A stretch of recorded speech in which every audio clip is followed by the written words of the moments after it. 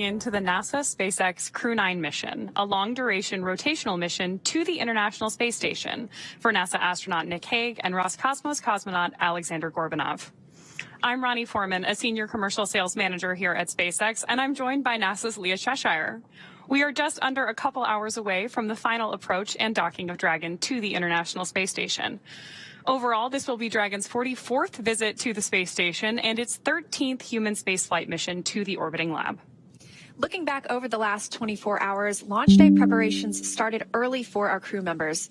About 4 hours prior to launch, the crew completed their final medical checks before joining the SpaceX team to get into those spacesuits.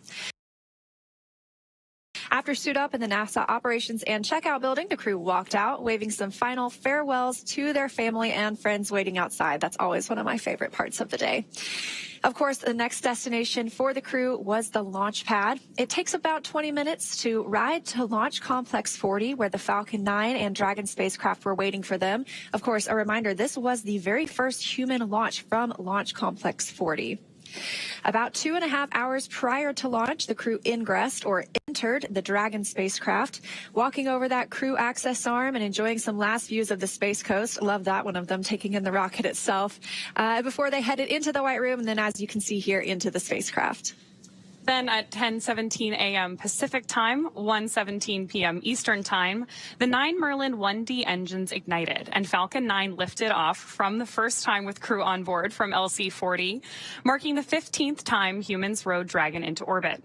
With Falcon 9's first stage at full power, our crew began their journey to the International Space Station. Just about T+8 minutes into that mission, our first stage returned to Earth and landed at Landing Zone 1.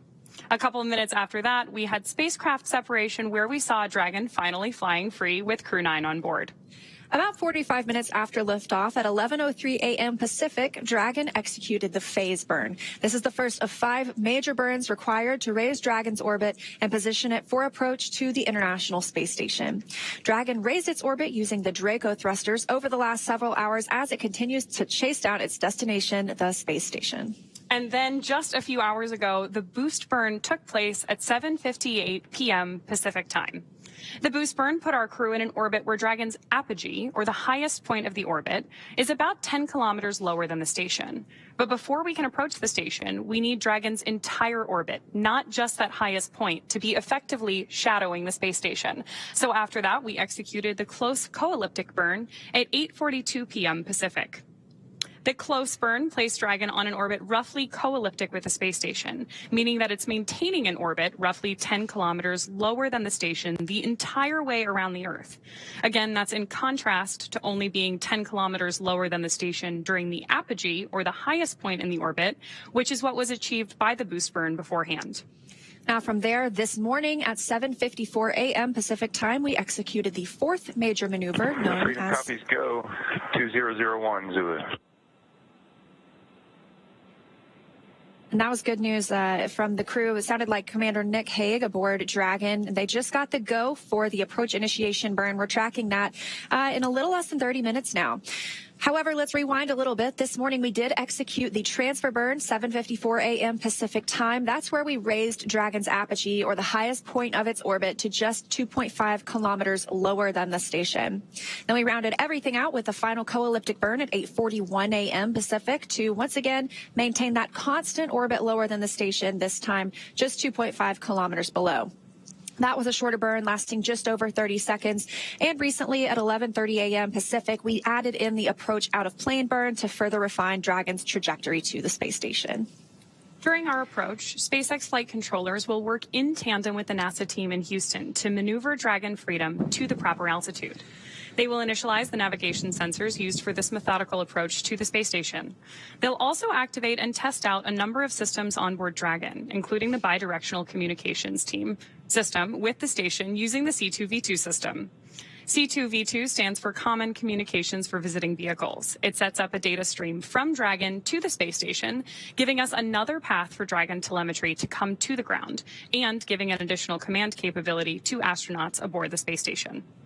At approximately 1:01 p.m. Pacific time, the Draco thrusters on Dragon will fire for the approach initiation burn when Dragon is about 2.5 kilometers below the station and just about 7 kilometers behind it. This will swing Dragon up until it's about a quarter mile, around 400 meters, directly below the station. Now, this maneuver also moves Dragon inside one of 2 checkpoints around the station that requires a set of go, no-go poles with the different control teams. The first checkpoint is called the approach ellipsoid, or you might hear us call it, or the crew call it, the AE. That's an imaginary shape measuring 4 kilometers by 2 kilometers. It's essentially a large 3-dimensional oval. Before Dragon is given permission to move inside the approach ellipsoid, the capsule is configured to be on what is known as a 24-hour safe trajectory. That means that if Dragon lost all control to its thrusters, it would be at least 24 hours before its trajectory would move it inside the approach ellipsoid. The NASA and SpaceX teams will do a go, no-go poll to move Dragon inside the keep-out sphere, another checkpoint that consists of an imaginary sphere around the space station with a radius of 200 meters. Flight controllers use this to monitor all arriving and departing vehicles. This is another chance to confirm all of the guidance, navigation, and control systems are working correctly on Dragon before moving closer to the station. It also carries a similar requirement on orbital trajectory. If Dragon were to somehow lose control of its thrusters, it and the space station would be safe for 4 orbits, or about 6 hours, rather than the 24 hours required to enter the approach ellipsoid. Once Dragon arrives at 400 meters below the station, it will be at what's known at waypoint 0. That will be our first checkpoint during our approach. The vehicle can hold here at 400 meters if needed, but if all of the systems check out, Dragon can continue its approach to waypoint 1. Dragon's move from waypoint 0 to waypoint 1 will swing it up and out in front of the station, arriving at a distance of approximately 220 meters. At this point, it'll be on what we call the docking axis. That essentially means it's directly in front of the docking port. Crew-9 today is headed to the forward-most port on station, so known as Node 2 forward. Dragon has docked to Node 2, also known as Harmony, for all of our crewed missions so far, because that's where both international docking adapters are located, installed for these new commercial spacecraft flights, as well as any other future spacecraft that use the international docking standard. Once Dragon is just 20 meters away at waypoint 2, the spacecraft focuses on aligning its docking system with the International Docking Adapter. We may hear the call-out CHOP, which stands for Crew Hands-Off Point, a little less than 30 seconds before docking. At that point, any aborts will have to be done automatically by Dragon. And of course, the grand arrival today is when our crew arrives at the space station. Dragon will fly in and make contact with the International Docking Adapter, or the IDA, and that gives us what we call soft capture. The soft capture ring will then retract until sensors indicate it's time for 12 hooks to drive in place and give us a hard capture and for firmly secure Dragon to its new home on the space station. Now, the station crew, namely Jeanette Epps, the NASA astronaut, will manually pressurize the vehicle, or the vestibule, and that's the area between the Dragon hatch and the station hatch. Meanwhile, the umbilicals that provide power, audio, and data connections from the station to Dragon are put in place. And then it'll be time for leak checks and hatch opening, which is currently timelined to come a little more than 2 hours following docking. So it sounds like we are on target today for a docking around 4:30 p.m. Central, so 2:30 p.m. Pacific time. Everything looking great from Mission Control, but hard to imagine our Crew-9 astronauts have been in transit this entire time since they launched about 26 hours ago. Yeah, and they've had some free time to kind of do as they please on the space station. On Dragon. Now, they have the opportunity to eat some meals. They get out of those suits and the seats where we last saw them yesterday, get a little comfortable. You know, I heard they were looking out the window and enjoying the views. Obviously, who wouldn't? They also have a sleep period, and so they woke up a little bit before 3 a.m. Pacific time today. So they are already shifting their schedule to be a little more aligned with the schedule on the International Space Station. That also would not be a bad view to wake up to. We're getting some of those early views on your screen right now of it like just coming over the edge of the Earth, which is pretty exciting to see. Yeah, let's take a look. It looks like the International Space Station itself is now flying about 260 statute miles over Algeria. So as we get into more of an orbital daytime, we should be able to see Dragon approaching the station below it. And as we joined the broadcast today, that bright dot on the screen, that was actually the International Space Station from Dragon. So they have been able to see each other for a couple of hours now, which I know must be exciting to see your final destination in the frame. Yeah, that's great. And closer to our Expedition 72 crew coming together. Yeah, we will have 11 astronauts on board once Nick and Alexander arrive today. And in total, that puts us at 14 people in low Earth orbit, because we'll have the 11 on the International Space Station. And there's also a Chinese space station that has 3 more people on it. So 14 people off of the Earth right now. That's great. I'm certainly staying in close communication with them, both through mission control here at SpaceX and in Houston. And of course, these teams are monitoring different things. So far we've had Dragon, or the mission control team here in Hawthorne, monitoring the Dragon spacecraft itself. They've been doing that since launch yesterday, really since before launch yesterday, making sure everything was go for that on-time liftoff. Again, coming at 10:17 a.m. Pacific time. But over in Houston, we do have a whole separate team monitoring the space station itself. Now, they're monitoring everything from Dragon's trajectory to the solar arrays, making sure that they are locked in place. Right now, we have some crew members that are exercising aboard the space station. They'll be asked to refrain from exercise while the Dragon spacecraft arrives and that docking process begins, just so we don't impart any additional loads on the space station or on Dragon during that time. Great views on your screen now of mission control here in SpaceX. Of course, we have mission control staffed to follow the safety of our Crew-9 astronauts the entire time that they are on orbit, from liftoff from, again, Slick 40 yesterday, all the way through docking today, all the way through their return to Earth early next year with the full Crew-9 contingent on board. Now we're less than 20 minutes away from that approach initiation burn. That is also putting us in what we call proximity operations, and the International Space Station is already transitioning into that time frame. But we'll also hear some call outs to configure the big loop. So what we hear on the ground, we've heard Dragon to ground this entire time. We really haven't heard the calls from the crew aboard the International Space Station down to the ground. But once we configure the big loop, it puts everybody on the same communications channel so that they can all talk at the same time as we get into these integrated operations. One of the cool things about a mission like this really is that we are in touch with people around the world supporting these astronauts. So the big loop, depending on how you define it, is really pretty big, including mission control here in SpaceX, of course, NASA Houston, and the International Space Station. Now, while we wait for our next milestone, let's take a moment to meet our crew. U.S. Space Force Colonel Nick Hague is your Crew-9 commander. He was selected by NASA as an astronaut in 2013, and this is his second spaceflight to the International Space Station. In 2018, he and his Soyuz crewmate experienced a catastrophic rocket booster malfunction after launch. They were forced to abort but landed safely. 5 months later, Hague launched on another Soyuz and served as flight engineer for expeditions 59 and 60.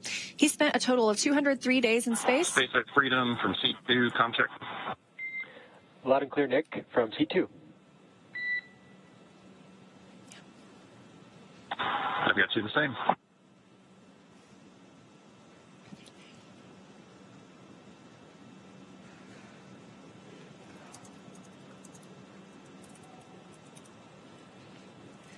All right, a little bit more about Nick Hague. He spent a total of 203 days in space previously and performed 3 spacewalks.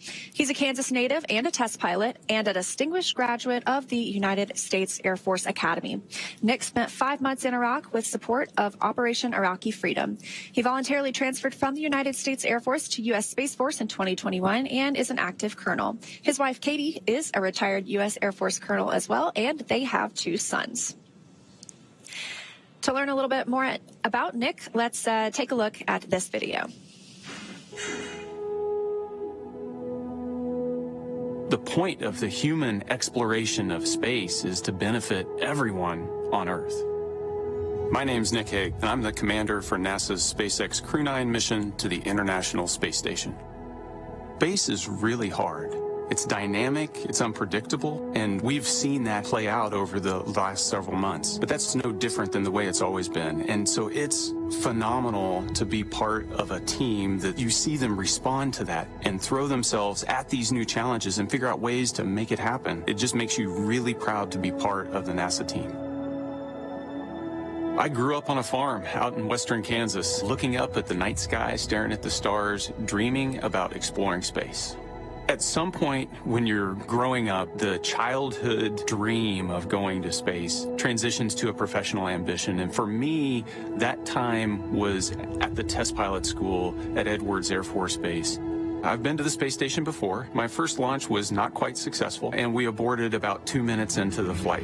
So what was supposed to be a 200-day mission ended up being a 20-minute mission. I was able to try again 5 months later and complete the job that I was asked to do, which was go to the space station and spend 6 months on board. So I was part of expeditions 59 and 60.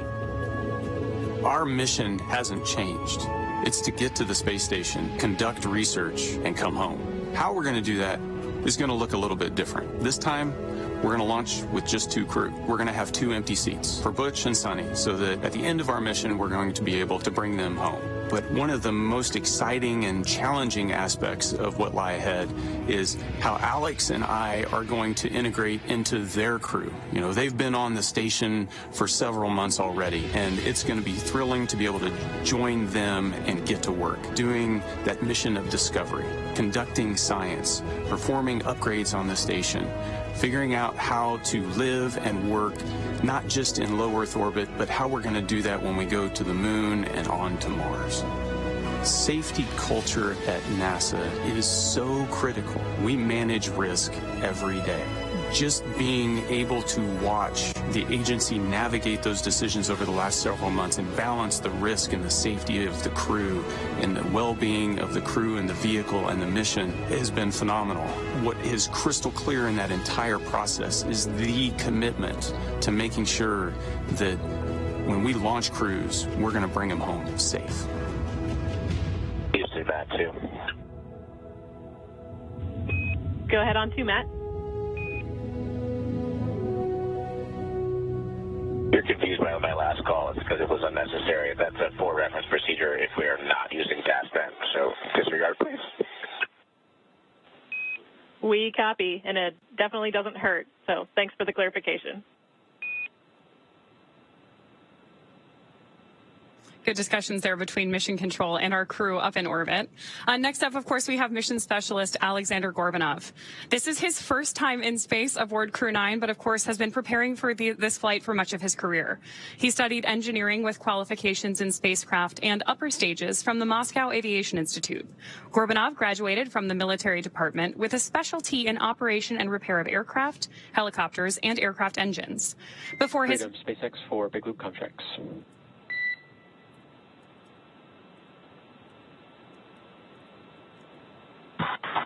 Freedom's with you. All right, I can confirm that the bidirectional link has been established. You are go to change your push-to-talk destination to ISS and initiate a comm check with SpaceX, Houston, and station.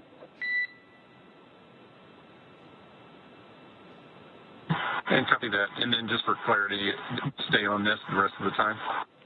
Affirm, I will be with you on space to ground the rest of the time through docking. Okay, copy. So I'll if I want to talk to you, you're on space to ground. Otherwise, from here on out, after we do the comm checks, we'll press with Big Loop comm, or like we're going to do the soothing checks over space to ground. Space to ground. So everything will be Big Loop from now on, just so you don't have to switch back and forth. So we have Dragon to ground and space to ground. We'll use Big Loop, which is space to ground, so you can keep it configured to ISS as your push-to-talk destination for the remainder of approach. Okay, just making sure. All right, switching over.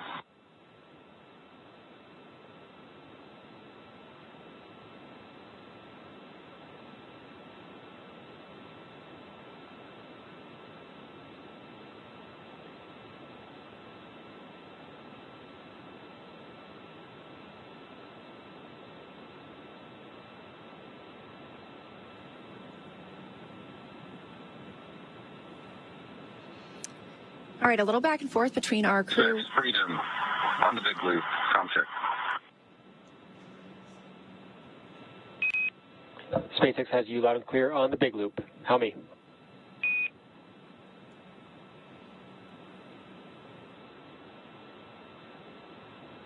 Got you the same. Houston, Freedom on the Big Loop, comm check. Freedom, Houston has you loud and clear. How me?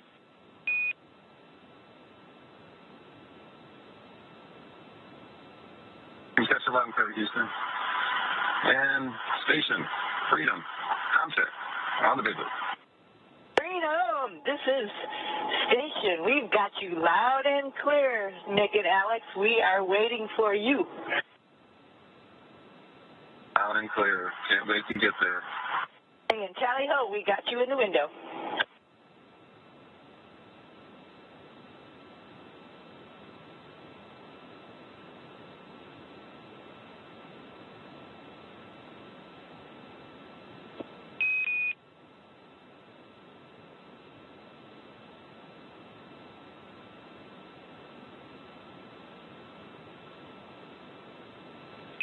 Freedom SpaceX on the big loop. We'll call that comm checks complete. We will stay on this loop for the remainder of approach. All comms.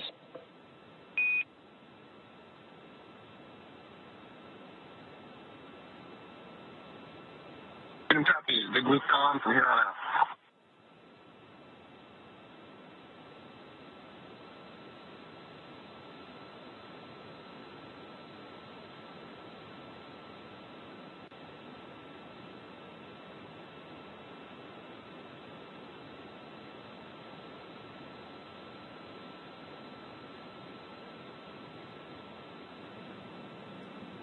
All right, we did hear those big loop communication checks complete. So we were just talking about the big loop. That is essentially this communications loop that allows all 4 parties to speak with each other at the same time. So for the past 24-ish hours, Dragon has been speaking to the core here in Hawthorne, but not radioing anything to the space station. And the space station has been speaking with the Capcom, or the capsule communicator in Houston, but not necessarily talking to Dragon. So once we get into these proximity operations, when Dragon is getting closer to the space station, that allows us to configure this loop where everyone can talk to each other at the same time. And we did hear that both Dragon, Freedom, and the space station are pretty excited to be able to see each other. So we are, again, coming up on that approach initiation burn that's really going to set things into motion this morning in just about 9 minutes now. It's really exciting. And you can also hear that enthusiasm from the astronauts on board the International Space Station as they make that confirmation of contact over the big loop with Crew-9 on board Dragon right now. Returning a little bit to the history of Alexander Gorbanov's path to flight today. Before his cosmonaut selection in 2018, he worked as an engineer for a rocket space corporation and helped support cargo spacecraft launches from the Baikonur Cosmodrome. Let's hear a little bit more about his career from Alexander himself.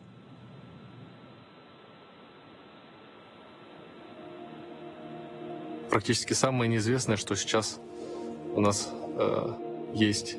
Поэтому мы все время стараемся изучить этот космос как можно больше, изучить, как устроена Вселенная. Исходя из этих знаний, этих фундаментальных знаний, мы, может быть, получим в дальнейшем какие-то новые технологии. My name is Alexander Gorbanov, and I'm the mission specialist for NASA's SpaceX Crew-9 mission to the International Space Station. Я родился в городе Железногорске, Курской области. Это примерно в 500 километрах на юг от Москвы. Мне нравилась, например, биология. И когда я был совсем маленьким ребенком, я хотел быть биологом.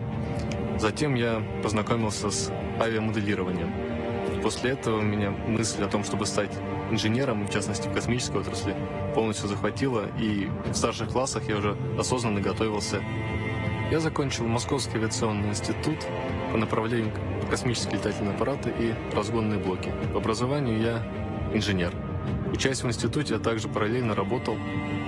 После этого я поставил себе цель попасть в отряд космонавтов. На это ушло примерно 10 лет. В 2018 году я был отобран в отряд космонавтов. Международная кооперация – это одна из самых важнейших частей при исследовании космоса. Мне кажется, что когда человек выходит за пределы земной атмосферы, то он становится не только представителем своего государства или своей нации, но также представителем всего человечества. Когда я учился в институте, то ходил в горные походы, в зимние походы, научился нырять с аквалангом. Но самое вдохновляющее увлечение, которое у меня сохранилось до сих пор, это парапланеризм. Это невероятное, непредаваемое ощущение, когда ты летишь, и тебя сопровождает только звук ветра. Но я думаю, это похожее увлечение. С каждым годом все выше и выше. Чем больше занимаешься парапланеризмом, тем выше получается подняться на параплане. Соответственно, следующая ступень — космос, но без параплана. Now, a lot of work has been done on the space station before we got to today to make sure we were launching Dragon and this new crew to a fully functional orbital laboratory. After the post-sleep period this morning, the crew got right into preparing for Dragon arrival.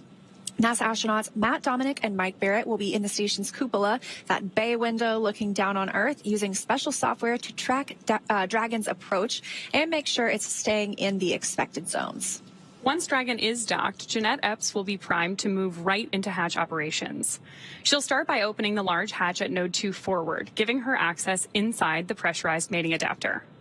The crew will then have to pressurize the vestibule. That's the small space between the hatches on Dragon and the space station. That vestibule is exposed to vacuum prior to docking, so the crew will need to fill it with air and make sure its pressure is nearly equal with the atmospheric pressures on Dragon and on the station.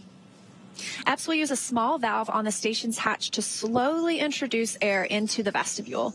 Flight controllers here in Houston will monitor the pressure and temperature readings inside and verify that everything is leak-free before we get ready to open up the hatches.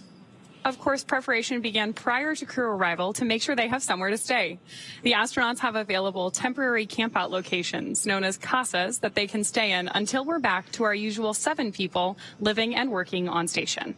Yeah, so we're excited to get those 2 new crew members aboard and bring Expedition 72 up to 11 crew members for handover.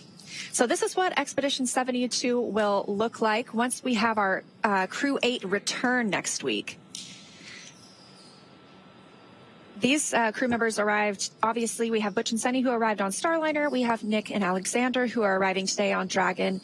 And then we have our other 3 crew members, including NASA astronaut Don Pettit, who arrived just a couple of weeks ago on a Soyuz spacecraft, and they are part of Expedition 72. I can't believe we're already up to 72 expeditions now, but we have had humans living and working in space for over 23 years continuously now. So if you are under 23 years old, there has never been a day of your life when all humans have been on the Earth at the same time, which sounds like, that's awesome. It's so sci-fi. It sounds like the future, really cool. But yeah. It's now.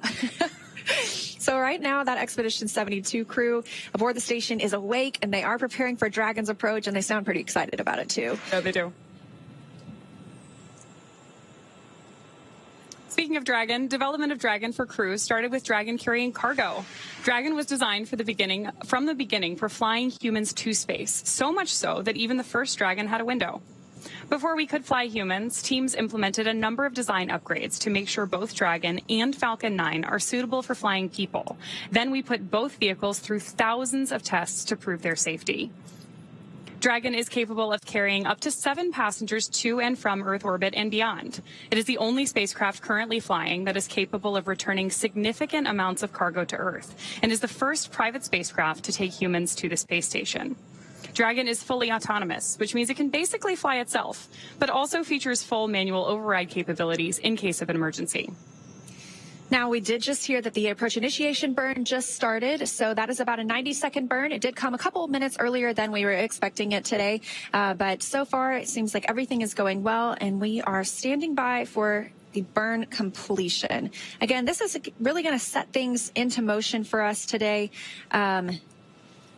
This approach initiation burn moves, it happens when Dragon is about 2.5 kilometers below the station, just about 7 kilometers behind it. And that'll swing Dragon up until it's about quarter mile, which is about 400 meters directly below the station. And of course, each one of these maneuvers are about very gradually approaching station with Dragon, just to make sure that we approach slowly and carefully. Even though these vehicles look like they're moving quite slowly relative to each other, each one is traveling more than 17,000 miles an hour. Freedom SpaceX on the big loop. Nominal approach initiation maneuver complete.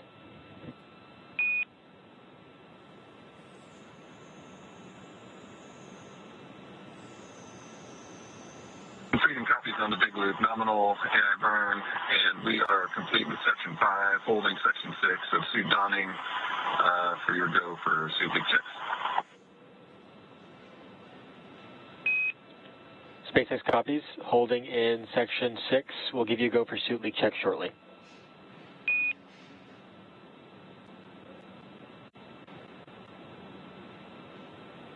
Freedom copies. All right. right, we love that word nominal.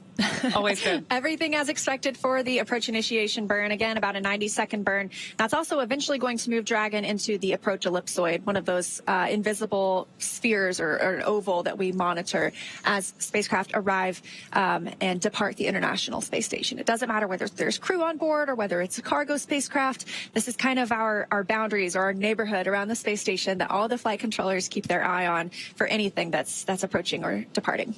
And that really a methodical approach to approaching station was a big part of how Dragon was designed from the very beginning. Like we were talking about earlier, whether it's cargo or crew, we always approach station in a really similar way.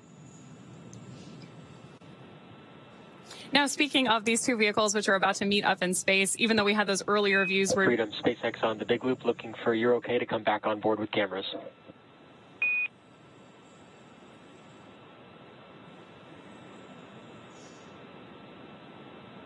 Freedom.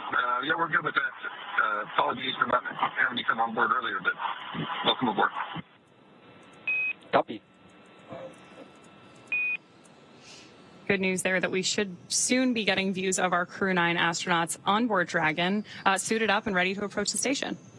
Yeah, I'm pretty excited that we did hear they were putting their suits back on earlier, and so they're going to get into some leak checks and make sure that everything is safe. They'll keep those suits on for the remainder of the approach to the International Space Station, all throughout docking. And then once we complete the docking and we're successfully attached to the space station, they'll have a chance to get out of those suits and probably into their flight suits or something else while we work to pressurize that vestibule and before we open the hatch. So again, we're targeting docking today around, let's see, I believe 1:30 p.m. Pacific time. Getting close. I'm trying to work on my time zones, but I feel like I'm in a bunch of different places. Well, we're communicating with a bunch of different places between here, Houston. Obviously, we've got the station on Greenwich Mean Time, so we're jumping around across the world a little bit.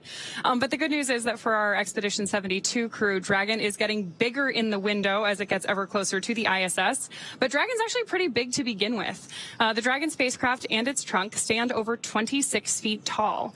There are 2 windows on the spacecraft, plus 1 under the nose cone.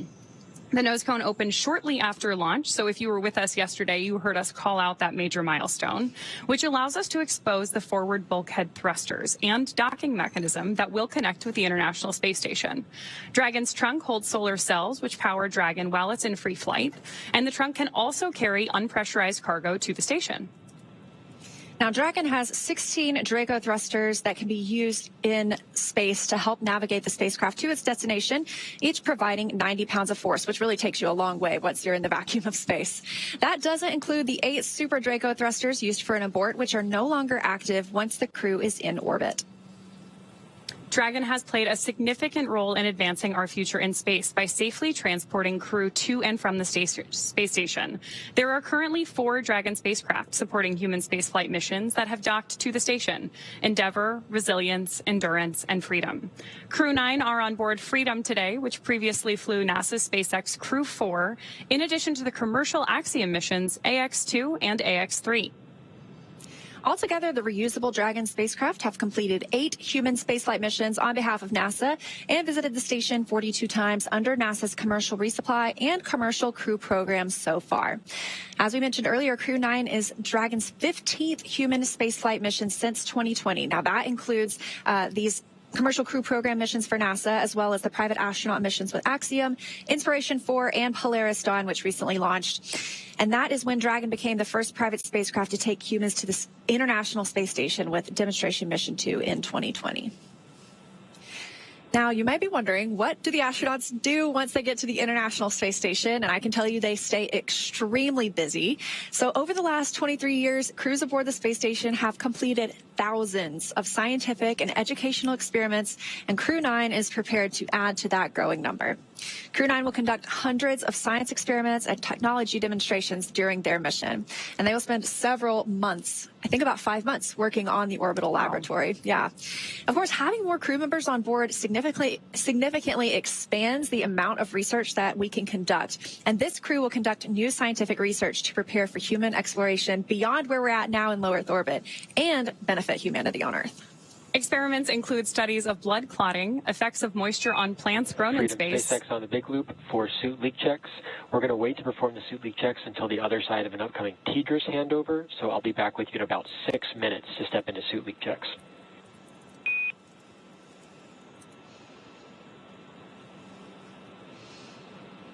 Copies. We'll be ready.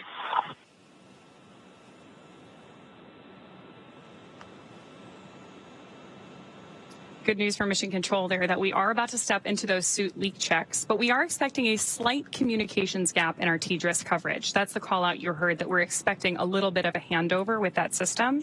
So what we're going to do now is wait before moving into that procedure just to make sure that we have constant communications throughout it. Speaking of things that are happening constantly, back to our experiments on board the station, we're also going to be studying vision changes in astronauts. Those are just a few of more than 200 scientific experiments and technology demonstrations taking place during this mission. These projects span a wide range of disciplines, from life and physical sciences to advanced materials, technology development, in-space production applications, and even student-led research, which are always some of my favorite experiments. Results from those studies will bring value to humanity both on Earth and in space, further our ability to explore, and enable a robust market in low Earth orbit. So let's break it down a little bit more and talk specifically about some of the experiments that will be happening while Crew-9 is aboard the space station. The megakaryocytes orbiting in outer space and near-Earth research experiment investigates how environmental conditions affect the development and function of megakaryocytes and platelets. I had no idea what megakaryocytes were, but they are large cells found in bone marrow and platelets, and pieces of these cells play important roles in blood clotting and immune response. Results could provide critical knowledge about the risk of changes in inflammation, immune responses, and clot formation in spaceflight, but also here on the ground. It is amazing to me how different the microgravity environment is, and that it gives us the opportunity to study these Earth-based processes in a way that help our astronauts, but also people here on Earth. Yeah. In addition to a lot of those biologically oriented experiments, the Neutron Star Interior Composition Explorer, or NICER telescope for short, on the exterior of the space station measures X-rays emitted by neutron stars and other cosmic objects. Through that, they're helping to answer questions about matter and gravity. In May of 2023, NICER developed a light leak, which is allowing sunlight to interfere with daytime measurements. Special patches have been designed to cover some of that damage, and those will be installed during a future spacewalk, returning the instrument to around-the-clock operations. And that's a plug for me. If you've never watched a spacewalk, if you've always gotten to watch a launch or a docking, but you've never taken the time to tune in when we have 2 crew members outside of the hatch, I have to encourage it. It is some of the most incredible work from the teams on the ground to the teams on the space station and, of course, the crew members outside. So it sounds like we're going to have some of those coming up to conduct that experiment and that installation. So keep an eye on blogs.nasa.gov or just nasa.gov in general for when you can look to watch any spacewalks. Back to some of the research. Some astronauts experience vision changes, and it's a condition that we call SANS, or spaceflight-associated neuroocular syndrome. There's a B complex investigation testing whether just a daily B vitamin supplement can prevent or mitigate this problem and assess how genetics may influence individual response. Now, one of those variations could be related to a metabolic pathway that requires B vitamins to function properly. And when we have inefficiencies in this pathway, it can affect the inner lining of blood vessels, and that can result in leaks that actually may contribute to vision changes. So providing B vitamins that are known to affect blood vessel function positively could minimize issues in who we find to be genetically at-risk astronauts. As people travel farther from Earth for longer, growing food also becomes increasingly important. Scientists conducted many plant growth experiments on the space station using its veggie hardware, including Veg-01B, which demonstrated that outrageous red romaine lettuce is suitable for crop production in space. Plant Habitat 07 uses this lettuce to examine how moisture conditions affect the nutritional quality and microbial safety of plants. The advanced plant habitat controls humidity, temperature, air, light, and soil moisture, creating the precise conditions needed for this experiment. I absolutely love the veggie experiments. I think they're some of the most visual experiments that we have on the International Space Station. We have grown everything from zinnias. I don't know if you recall when... Those are beautiful photos, too. They're so beautiful. If you haven't seen them yet, astronaut Scott Kelly, he spent about a year in space, and he grew some zinnias and took some beautiful pictures in the cupola. And it's just such an amazing contrast of, Earth and space, and it's so... You can hardly, you can't live in just outer space. And here are these beautiful zinnias inside our beautiful habitat of the space station. So those are amazing. And they've also grown some chili peppers, chilies are my favorite. So this is my favorite experiment that's ever been done on space station, just because I think it would be fun to get to grow something and then eat it in space. Yeah. And of course the lettuce too. Everybody loves a fresh salad. So, oh yeah. I won't say everybody, but I do. Now, there are currently nine astronauts and cosmonauts living aboard the International Space Station. They are Expedition 72. Of course, that includes the 4 Crew-8 members. They arrived in March 2024, and we expect them to return sometime next week. We're still looking at dates and weather and things like that. But stay tuned to NASA.gov for the latest updates on their return. That includes NASA astronauts Matt Dominic, Michael Barrett, and Jeanette Epps, as well as Roscosmos cosmonaut Alexander Grbyankin. So when Alexander Gorbanov gets there today, we'll have 2 Alexanders on board. And of course, on the Soyuz spacecraft that launched just a couple of weeks ago, we have NASA astronaut Don Pettit, and then Roscosmos cosmonauts Alexei Ovchinin and Ivan Wagner. And a really fun fact about Alexei. Freedom SpaceX on the big loop for suit leak checks.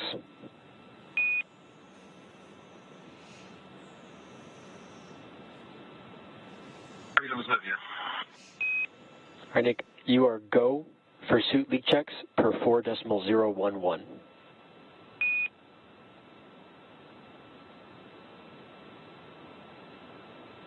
Go for suit leak checks.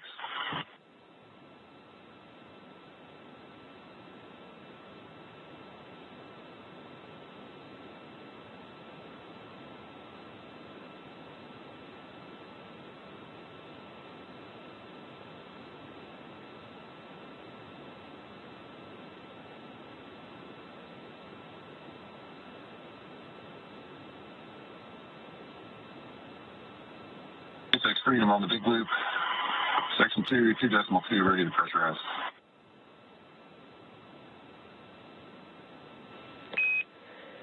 SpaceX is with you. You are go for commanding 2.3. Initiate suit leak check.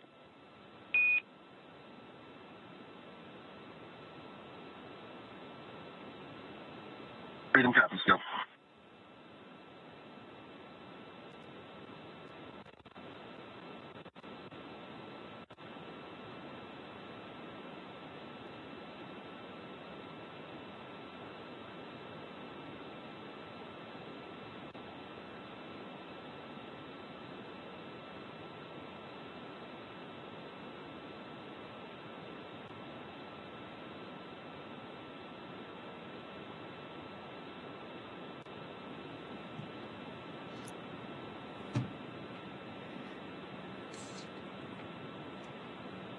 Good news there that our suit leak checks are well underway.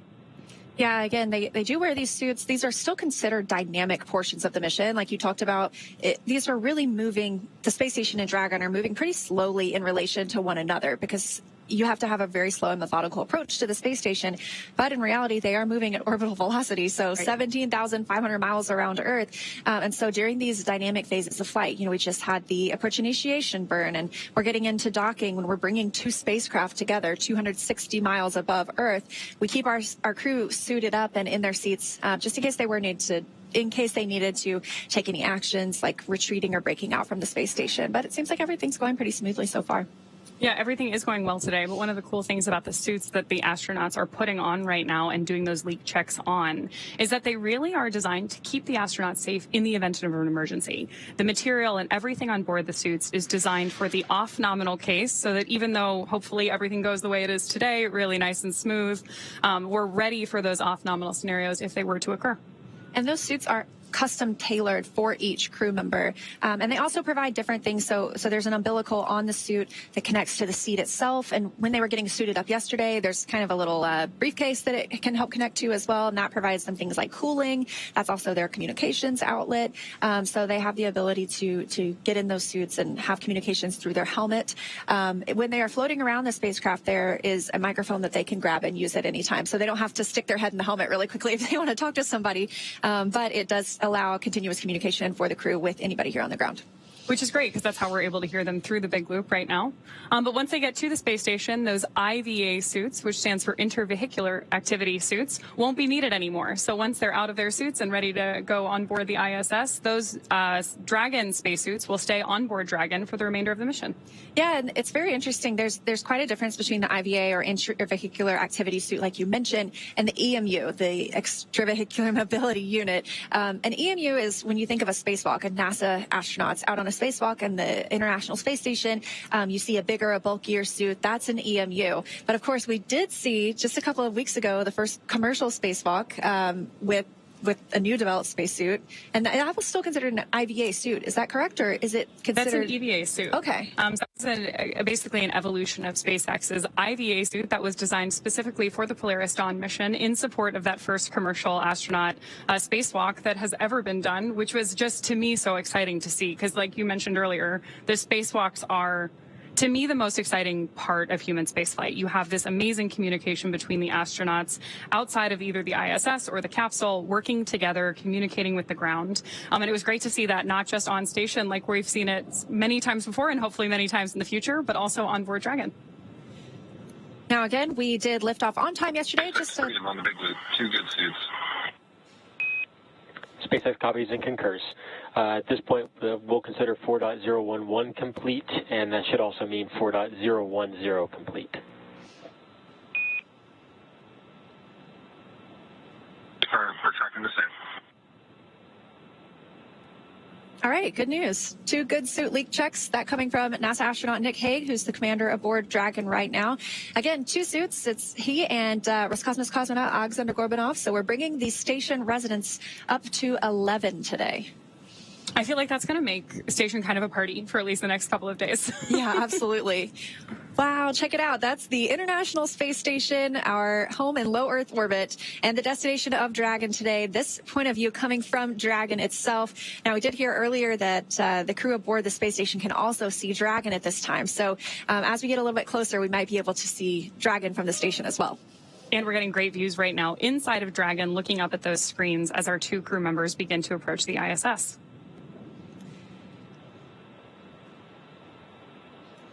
Now, as we mentioned, we are here in Hawthorne at SpaceX, and we have Mission Control Hawthorne just over to our left, monitoring everything aboard the Dragon spacecraft itself. But we have 2 spacecraft in this game today, the other one being the International Space Station in low Earth orbit. So for a little update in that side of the house, I'm going to toss it over to my colleague, Gary.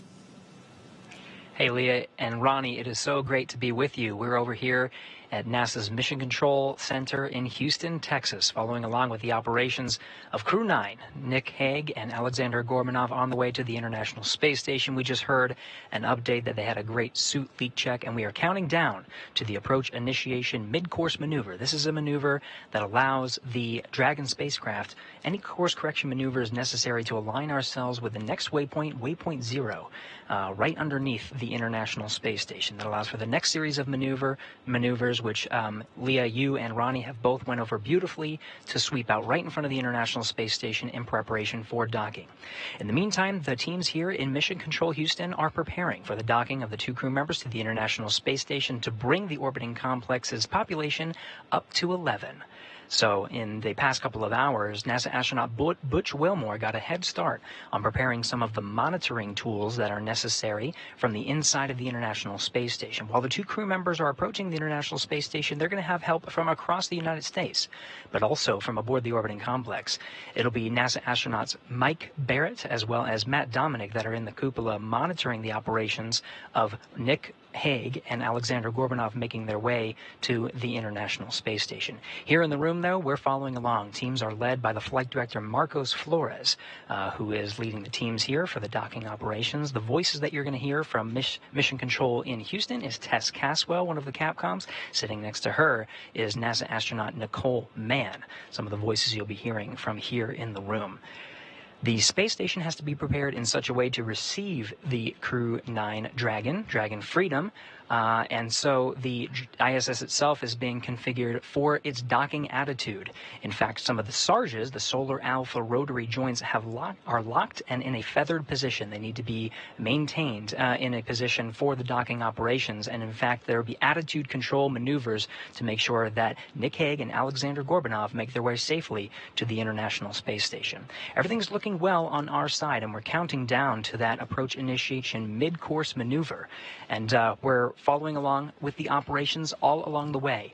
Very soon we'll be entering inside the approach ellipsoid. Right now we've been undergoing joint operations, but once we're inside the approach ellipsoid, we're operating by joint flight rules, and we'll make those incremental steps to get those 2 crew members docked and on board the orbiting complex. With that, everything's looking good from here in Mission Control Houston, so I'll send it back over to you both in Hawthorne.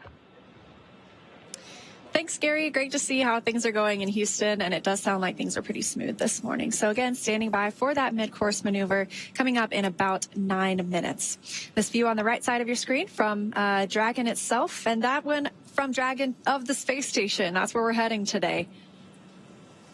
It's really looking great. It has to be exciting after this whole journey. Again, beginning yesterday, if you happen to join us for yesterday's webcast, we did lift off from Space Launch Complex 40 at Cape Canaveral Space Force Station just about 27 hours ago now. And our Crew 9 astronauts have been making their way to the International Space Station.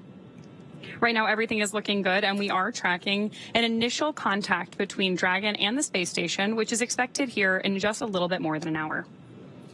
If you take a look inside, you can see those 3 crew displays. That's how the crew is monitoring their approach to the International Space Station. They were able to watch the launch and rendezvous all the same way. They do not need to take command over anything during this time. They do have the ability, though, if needed, to take command, but it is a fully autonomous ride. And then on the left, you can see Dragon from the International Space Station. Let's take a look. It looks like they are flying 269 statute miles over the Tasman Sea in an orbital daytime. Great views here of both vehicles on your screen. Again, if you are just joining us, that is Dragon on the left-hand side and the ISS on the right. Of course, as we get a little bit closer to docking, Dragon is actually going to swing up in front of the station to approach the Harmony module, which means that as great as this view of Dragon with the Earth in the background is, we are not going to have it as we get closer to docking because we are going to move up into that approach axis. And once Dragon gets to the Harmony module, it'll be docking on the Node 2 forward port. That's the most forward port on the International Space Station. There is another that is the Zenith port, or that's the space-facing port, and that is where the Crew-8 Dragon is docked right now. So there'll be 2 Dragons for our crew members on the space station once Crew-9 arrives today. However, not for long, because we are expecting this handover period to take just about a week. That allows the Crew-8 astronauts to bring the Crew-9 crew members up to speed, make sure that they are ready to take over everything that they've been working on over the last several months. So once that handover period is complete, obviously we also have to take a look at what the weather looks like here on Earth, because this is a splashdown. Need to make sure everything is good around the coast of Florida, whether that's on the Gulf side or the Atlantic side, whatever we choose to target for the return of Crew-8 before we send 4 crew members home. And that'll bring us back down to 7 people living and working on the space station. Now, we've had 9 most of the summer with Butch and Sunny joining the space station crew. But once we say farewell to Crew-8, we'll be back down to 7. And we consider that typically like an average number or an average complement. I'm sure that if they wind up with any extra days for their handover there, depending on weather for splashdown conditions, that will be welcome for the crew on board, in no small part because, as you mentioned, we've had a couple of additional people above that standard contingent on station all summer, meaning there's a lot of scientific research that's been going on, and I'm sure a lot of very detailed handoff operations that need to take place.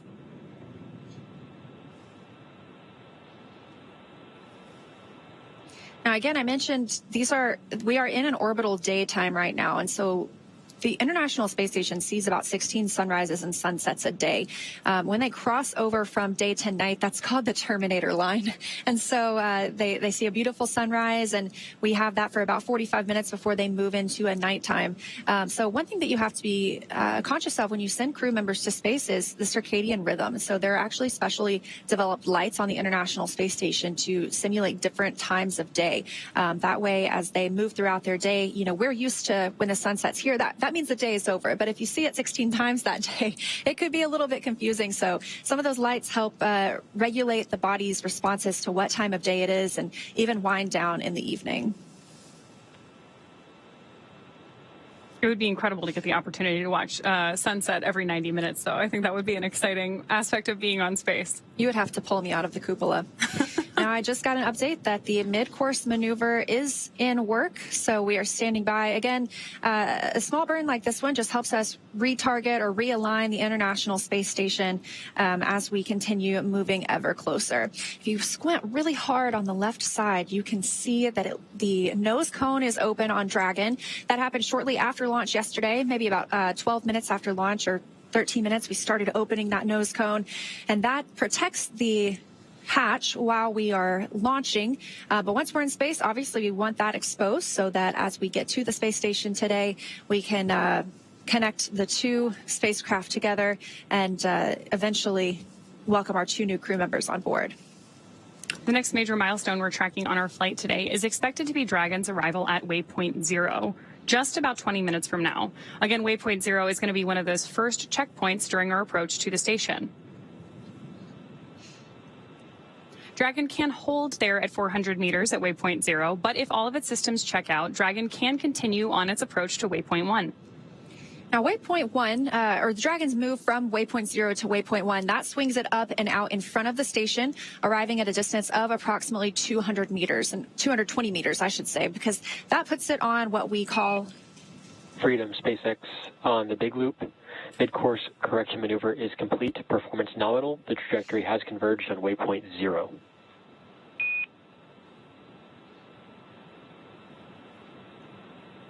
Good burn and conversion waypoint 0.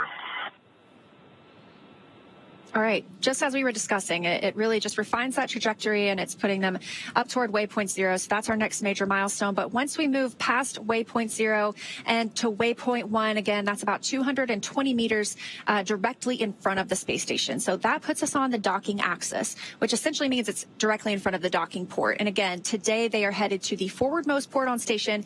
That is node 2 forward. So again, Dragon is docked to node 2. We call it Harmony for all of our crewed missions so far, because that's where both international docking adapters are located. And these are installed for new commercial spacecraft flights, as well as any other future spacecraft that use the international docking standard. These views we're getting of Dragon right now are incredible, with the clouds on Earth in the background. Yeah, let's take a look. It looks like they are actually flying 264 statute miles just north of New Zealand. So if we didn't have those clouds, we might have gotten a really beautiful look at New Zealand below. I'm sure they'll get plenty of chances over the next 5 months as they look out the cupola. Moving forward in our timeline today, once Dragon is only 20 meters away at waypoint 2, the spacecraft focuses on aligning its docking system with the International Docking Adapter, or IDA for short. We may hear the call out CHOP over the nets, which stands for Crew Hands Off Point, a little less than 30 seconds before docking. At that point, any aborts would have to be done automatically by Dragon. Of course, once we get that close to the space station, the next major milestone is crew arrival, so docking. Dragon will fly in and make contact with the International Docking Adapter, and that's what we call soft capture. That soft capture ring will then retract until sensors indicate it's time for 12 hooks to drive in place and give us the hard capture that will firmly secure Dragon to its new home on the International Space Station. The space station crew, it'll be mainly NASA astronaut Jeanette Epps, will manually pressurize the vestibule, or the area between the Dragon hatch and the station hatch. But I feel like we always see a handful of crew members floating in and out, helping out with that effort. I think it's a pretty exciting time for everyone when new folks arrive at the station. So while they're pressurizing that vestibule, the umbilicals that provide power, audio, and data communications and connections from the station to Dragon are put in place. And then it's time for the leak checks and the hatch opening, which is currently timelined to come a little more than 2 hours after docking. Again, targeting docking today around 2:30 p.m. Pacific time, so just about an hour from now.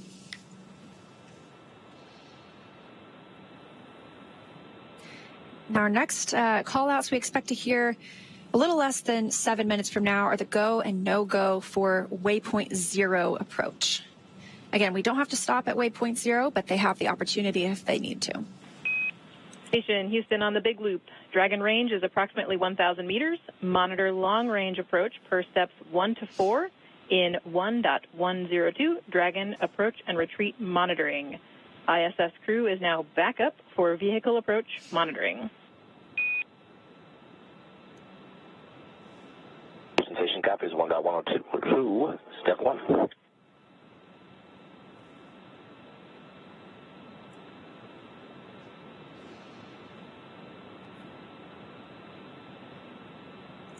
Currently aboard the International Space Station itself, it's about 8 p.m. because they use GMT or Greenwich Mean Time. And so it is winding down most of the day for our crew members on orbit. However, like we mentioned earlier, NASA astronauts Matt Dominic and Mike Barrett will be in the cupola and helping to monitor the arrival of Dragon. But as we just heard, a reminder that really Nick and Alexander are prime for monitoring the arrival of their spacecraft. The crew on the space station could send any retreat commands to Dragon if they absolutely needed to, but we expect that our crew members inside the spacecraft itself would be primed for that. And we did just have a satellite handover. So we use the tracking data and relay satellite systems aboard the International Space Station. These are positioned in different locations, and as we hand over from one to another, it's all planned and tracked, but it means we do lose some video communications at some points, and sometimes even audio, but we expect to regain that pretty shortly. Right on time. They're back, yeah. We are, of course, tracking Dragon with a camera at the moment, so that means we're adjusting it manually periodically. So you may see it move around a little bit on your screen. But when Dragon does come back into view, you'll have a really good view of that forward, there we go, that forward nose cone open so that we can see that docking adapter, which is what, of course, we will use to mate to the ISS, first through that soft capture, then that hard capture. And then when we open up the hatch a couple of hours later, that is the section of the spacecraft that our two astronauts will move through as they join the Expedition 72 crew. I did just get a notification that we are inside the AE, or the approach ellipsoid. Again, that is the first of those invisible boundaries around the International Space Station that we monitor. That means that if Dragon, before it has the go to approach or go inside the AE, it has to be 24 hours safe. So if it were to somehow lose control of its thrusters, it would take 24 hours for it to move inside that approach ellipsoid. So the next of those invisible boundaries is the keep out sphere. It's a little bit different. You have a 6-hour free safe trajectory, meaning that neither Dragon nor station would impact each other. These views are pretty amazing, and they are coming to us from Cronus in Houston. That's one of our flight control team members in Mission Control itself. And so they are tracking Dragon, and you can see them moving the camera as they keep up with the spacecraft continuing to approach the space station. We've said it already on this particular webcast, but it's worth repeating that the approach ellipsoid is significant in large part because these vehicles are both moving so fast. Again, the approach ellipsoid is about 2 kilometers by 2 kilometers by 4 kilometers. But in terms of spacecraft orbital dynamics, that's actually pretty close, in no small part because both Dragon and the International Space Station right now are traveling more than 17,000 miles per hour, which also means they're orbiting the Earth roughly every 90 minutes.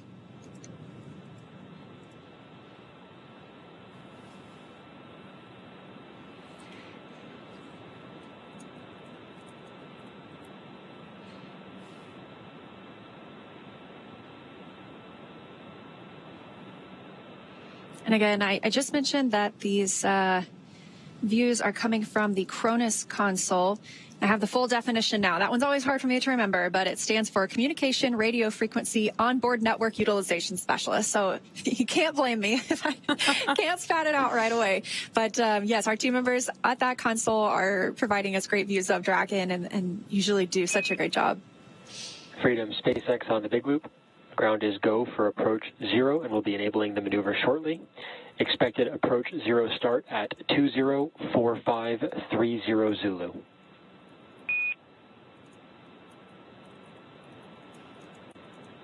Freedom copies 204530 Zulu, and we see the flag.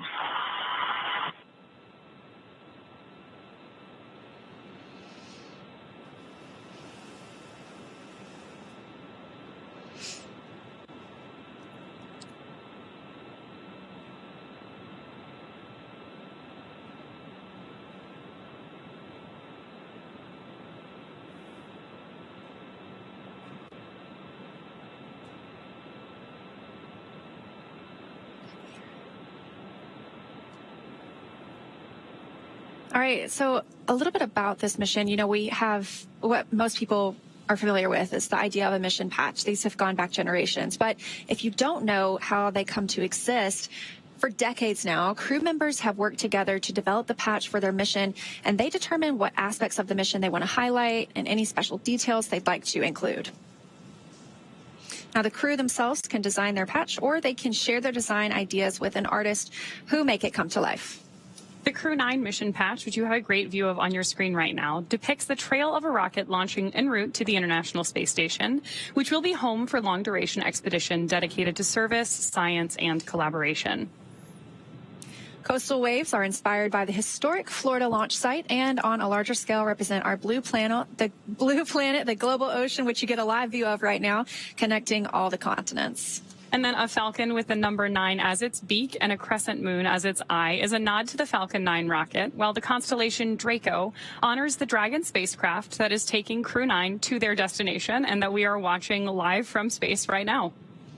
The Delta symbol, which was first used in 1961, evokes historic ties to the earliest days of space endeavors. Human exploration of space is built on international collaboration and depends on the support of multitudes across the globe whose efforts honor that heritage. I love mission patches. I love looking back at some of my favorites, but I love the colors in this one. It's definitely been a favorite. So yesterday, we saw a look at the zero-G indicator, which is always a surprise for us, too. I had no idea what to expect. But it was a small Falcon plush that had been to space before. We heard Nick Hague talking about it, the commander. It flew with he and Alexei Ovchinin on their Soyuz flight to the station in 2019. And what I wanted to mention earlier was Alexei Ovchinin is also on the space station right now. So they're doing a reunion in space. It'll be he, Nick Hague, and this Falcon plush. And they've now arrived on 2 different spacecraft this time, but back together in space. I love those testaments to really like the human nature behind human spaceflight, whether it's the mission patch or the zero-G indicator. And of course, it should be a good reunion for that team when they finally get on board the ISS. Yeah, absolutely. Again, still getting great views of Dragon as it continues its approach to the International Space Station. It looks like the next major milestone will be the go, no-go to approach waypoint 1. So expecting that in just a couple of minutes. We've had a couple of great burns, or I should say successful burns, keeping us on track with the station this morning. Again, though, looking to move to waypoint 1 in just a couple of minutes. So standing by for those calls.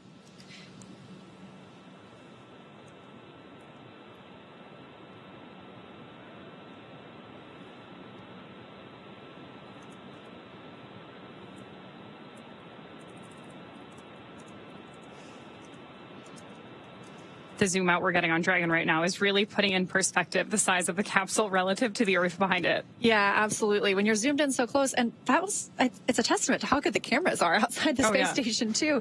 You could see every little detail almost, and they're still pretty far away. So they've not quite reached waypoint 0 yet. We're going to be waiting for that go no go for waypoint 1, as I just mentioned, in just a couple of minutes. But they are still a little bit away from the space station. Again, they'll be swinging up and out in front. So pretty soon we will lose those views of Earth behind Dragon as it becomes out in front of the space station. So we have to enjoy them now while we have them. Yes. All that being said, Dragon is still really moving pretty fast as it approaches the station. Just a couple of minutes ago, we heard the call out from Mission Control that they were about 1,000 meters away. And again, waypoint 0 is just 400 meters away. So we're moving pretty quickly considering how big Dragon and the ISS both are.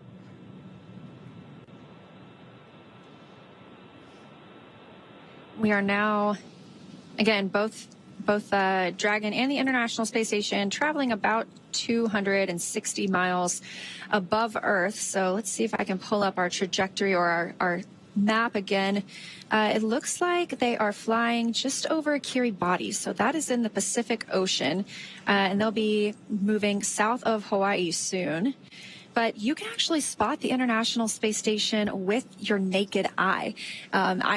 I love being able to look up, and I wave at them every time. I know they can't see me. I'm not even a speck to them from the International Space Station, but we do have an amazing app called Spot the Station where you can plug in your location and you can get almost real-time updates, or actually you can get real-time updates of when they will be flying overhead and where to locate them. There's now kind of a trajectory path. It'll help you by using your camera and it'll align with the space station so you know exactly where to look. But it's hard to miss once you're outside because I believe it is the second brightest object in the night sky, only second to the moon itself. I'm always impressed when I see the ISS go over.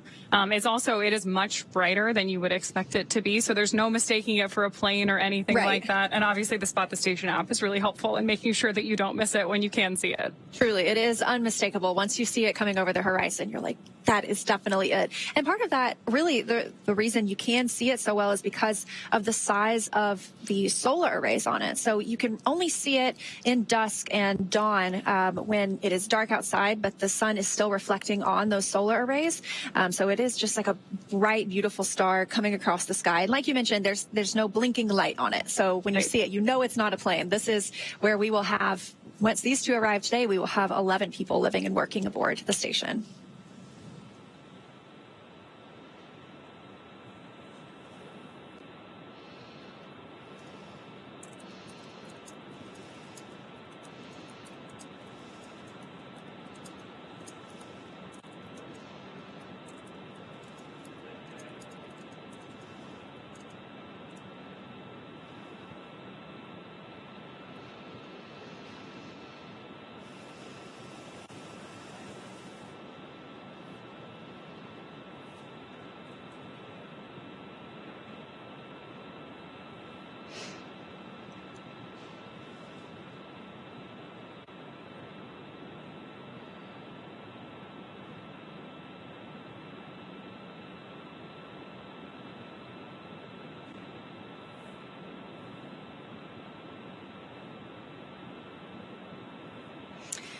Now, again, just a recap of where we've been so far. Yesterday, we launched on time at 10:17 a.m.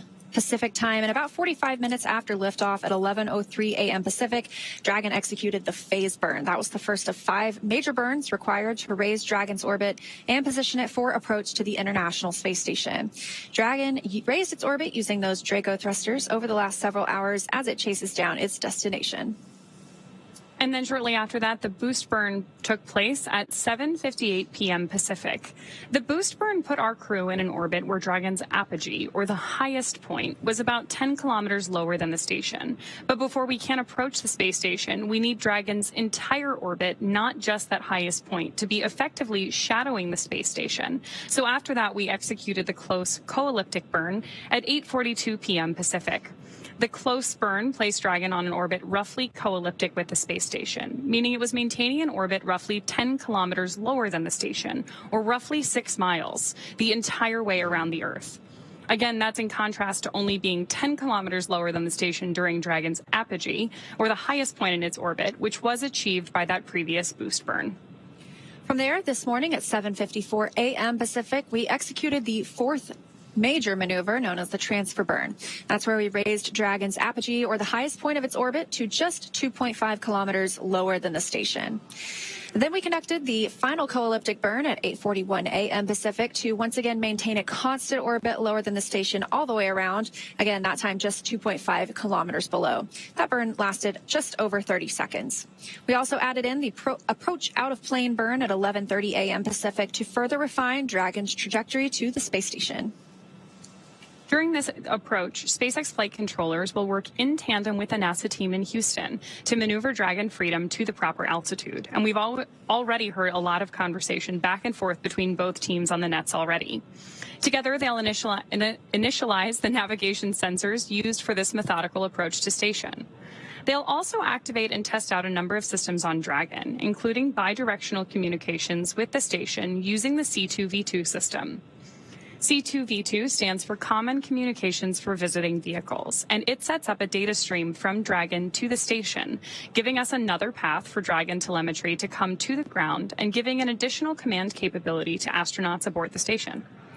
At approximately 1:01 p.m. Pacific, we saw Dragon fire the approach initiation burn when we were about 2.5 kilometers below the station and about 7 kilometers behind it. That is swinging Dragon up until it's about a quarter mile directly below the station. That's also moving Dragon inside the approach ellipsoid. So we did hear a confirmation of that shortly earlier. That's also called the AE, an imaginary shape measuring 4 by 2 by 2 kilometers and essentially a large 3-dimensional oval. The capsule was considered to be on what we call a 24-hour safe trajectory.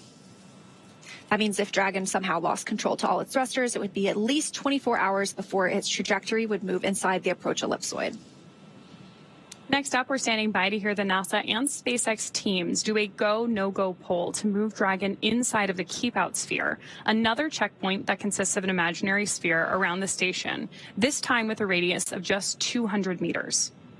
Flight controllers use this to monitor all arriving and departing vehicles. This is another chance to confirm that all of the guidance, navigation, and control systems are working correctly on Dragon before moving closer to station. Great views now on your screen of Dragon both outside the capsule and inside the capsule as we are looking over the shoulder of our two Crew-9 members on board Dragon. The keep-out sphere carries a similar requirement to the approach ellipsoid that if Dragon were to somehow lose control of its thrusters, it and the space station would be safe for 4 orbits, or about 6 hours, rather than the 24 hours required to enter the approach ellipsoid. Once Dragon arrives at 400 meters below the station, it will be at what is known as waypoint 0, and we're standing by for that confirmation now. That's our first checkpoint during our approach. The vehicle can either hold there at 400 meters, but if all of its systems check out, it can also continue on its approach to waypoint 1. And I just got an update as you were saying that we are now in waypoint 0. So now that we are here, we will move up to waypoint 1. That'll swing Dragon up and out in front of the station, arriving at a distance of approximately 220 meters. That'll put us on the docking axis, so that means we'll be directly in front of the docking port. And again, we're going to node 2 forward. That is the forwardmost port on station. Dragon is always docked to node 2, also known as Harmony, because that is where the IDAs are, or the International Docking Adapters, and that is for all of these commercial spacecraft flights, as well as any futures. Dragon SpaceX on the big loop. Approach 0 has started and trajectory converged on waypoint 1. Expect arrival at waypoint 1 at 2110.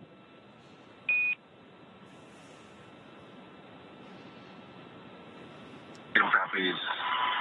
Arrival at 2001.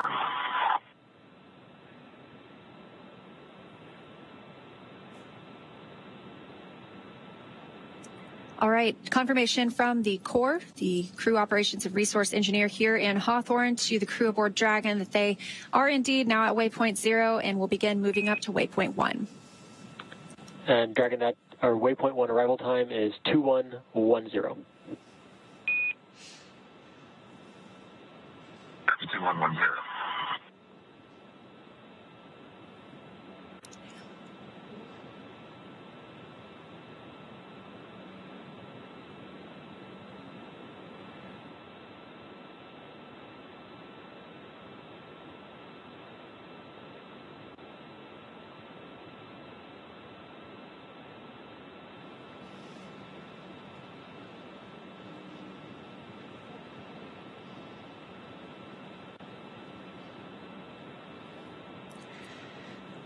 All right, confirmation. We did just reach the waypoint 0 milestone, and we are now heading up to waypoint 1. We'll be swinging out and in front of the space station, so enjoy those views of Dragon with Earth behind it, because we will soon be losing those as we will see Dragon with space behind it, bringing it out in front of the International Space Station. And it sounds like we can expect that arrival in about 22 minutes at waypoint 1. So to give us a little more of insight of what's happening on the space station side of things, I'm going to toss it over to my colleague, Gary Jordan in Houston. Gary, how's it going?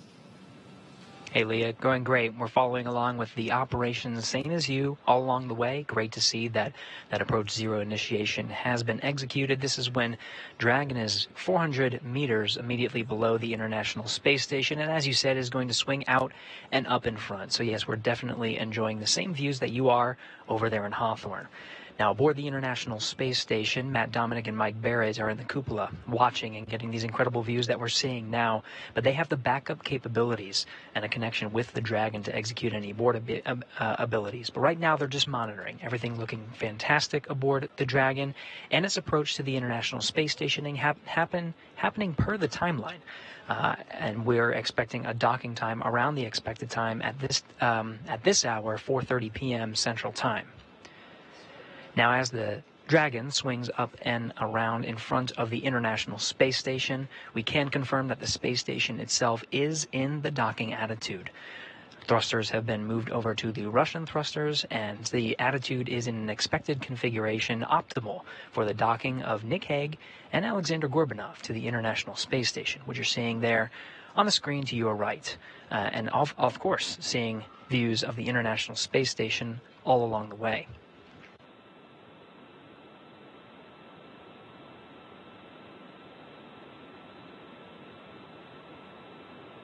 Now, a little bit more about what to expect once the Dragon moves in front of the docking axis. That waypoint 1 is right outside an area that's called the Keep Out Sphere. Now, outside of that, you're hearing these go, no-go polls, and we're providing updates of the joint teams that are working together to make sure that the crew is safely approaching the International Space Station, and all requirements are being passed before proceeding to go to the next milestone. That milestone of waypoint 1 is just outside the Keep Out Sphere. Once we're inside the Keep Out Sphere, which is about 180 meters away from the International Space Station from the docking axis, then we're in a new set of flight rules. We'll plan to pause at about the waypoint 2 marker. This is just about 20 meters in front of the docking axis. If everything looks good, it'll just be a short changeover in the mode to enable the final approach for contact and capture with the forward port of the International Space Station. From there, we'll say farewell to our colleagues over that you are covering over there in Hawthorne in SpaceX Mission Control with Leah and Ronnie, and we'll take the coverage here in Mission Control Houston to oversee the hatch opening and welcome ceremony operations.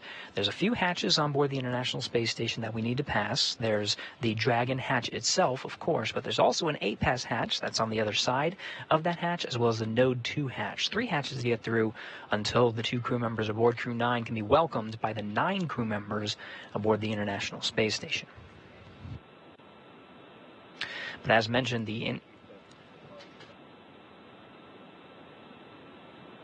International Space Station is in the right configuration, the docking configuration, and will remain as such.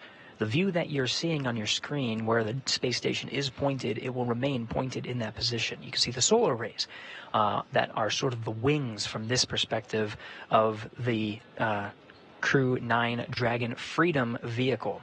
Those solar alpha rotary joints that control the solar arrays on the International Space Station have been locked, and they'll be in that position to avoid any uninterrupted communication and maximize our TDRS coverage views and the beautiful views we're getting from both the station as well as the Crew-9 Dragon, and minimize any interference with any of the thrusters that are on board.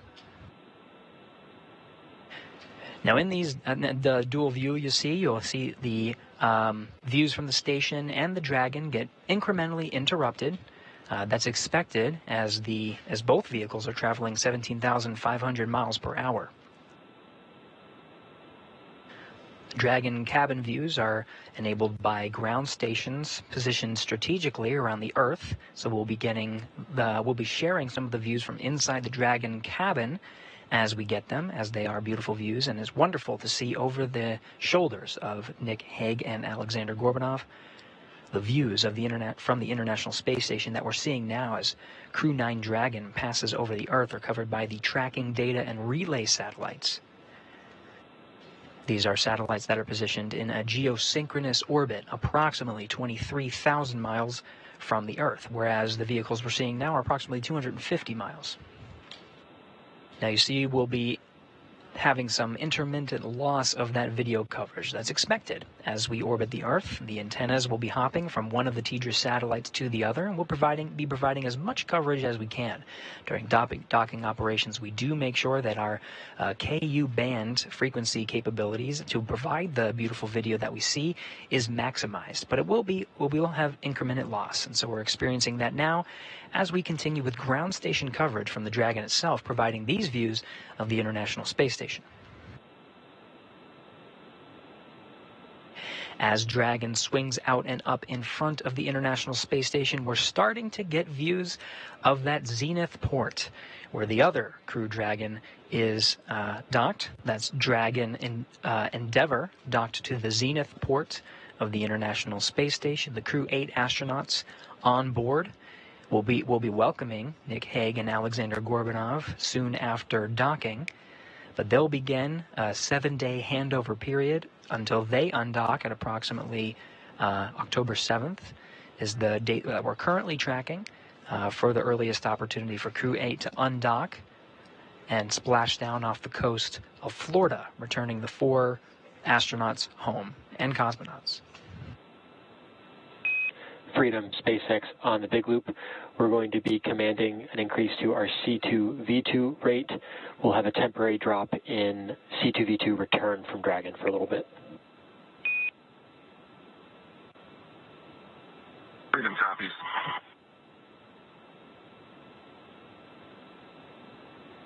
C2V2 is the common communication for visiting vehicles. The vehicles you're seeing now are not too far away, about 320 meters away from each other, just outside the keep-out sphere and swinging out and up in front of the station. Now, we talked about TDRS coverage and ground station coverage, but there is a link that allows the two vehicles to talk to one another. That's through a system called the Common Communication for Visiting Vehicles, C2V2. On board the International Space Station, NASA astronauts Matt Dominic and Mike Barrett are currently inside the cupola, getting some beautiful views of Dragon making its approach to the International Space Station, but they're also receiving data through this common communication link. Some of the data they're seeing of the range rate, and vehicle status and health are all being transmitted from the Dragon to the International Space Station.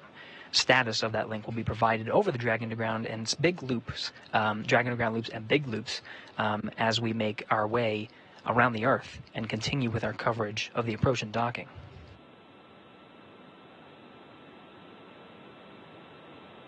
We're now over the continental United States, about 260 statute miles over the northern continental United States, getting some great views as Dragon makes its way towards the docking axis. Station and Dragon, almost directly over the northern border of North Dakota. We're getting views in the distant southern Canadian landscape.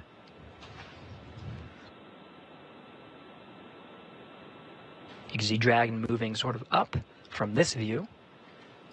These views provided by the external cameras that are mounted on the outside of the International Space Station.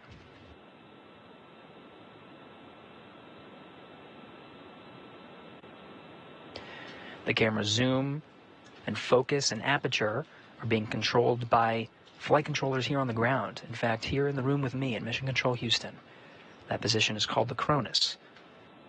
They have autonomous control of the cameras on the outside and are able to use the pan, tilt, and zoom functions of the external cameras to provide these great views.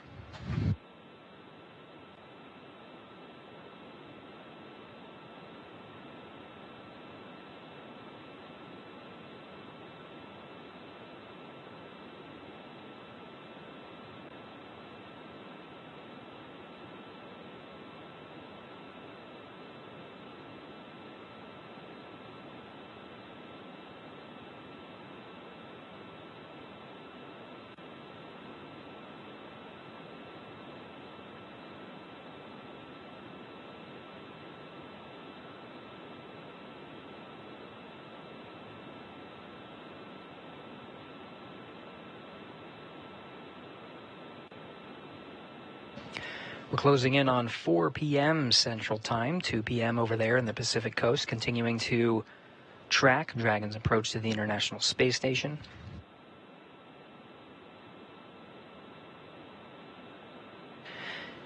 Now getting some distant views on some of northern Ontario, and of course the horizon of Earth.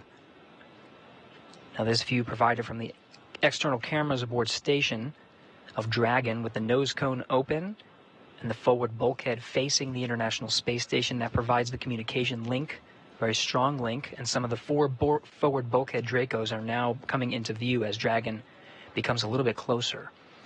We're just a little more than 300 meters from the station at this point. Now this slow trajectory is moving us up into what's called the docking axis. The docking axis is immediately in front of the space station today. We're heading towards the forwardmost port. Dragon Endeavour is currently docked to the Zenith port. This is the space-facing port. And Endeavour, again, will undock in approximately 7 days. This allows for a seamless handover of the Crew-9 crew and the Crew-8 crew before their departure. Endeavour is currently configured with extra seats for Butch Wilmore and Sonny Williams, both NASA astronauts, who are scheduled to return aboard the Crew-9 Dragon, with those seats outfitted for emergency capabilities, just in case. We're not going to be using them, though, because the Dragon and Freedom is well on its way to the International Space Station with those 2 empty seats. Upon Freedom SpaceX on the big loop, C2V2 transmit rate increase is complete, so we're back with good comms.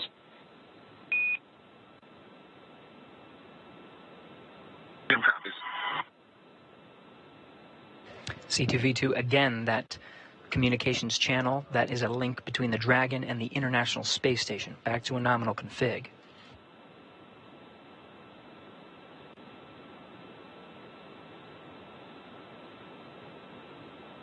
We're now past the top of the hour and approximately 10 minutes away from the expected arrival of waypoint 1.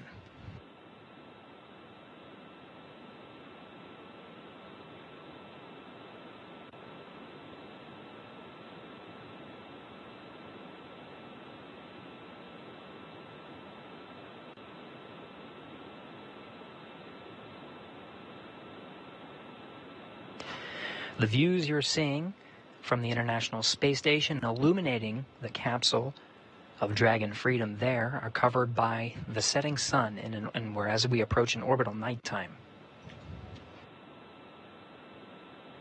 As the station and Dragon Freedom pass over the western border of Quebec, the terminator line that separates daytime from nighttime is over the Atlantic Ocean.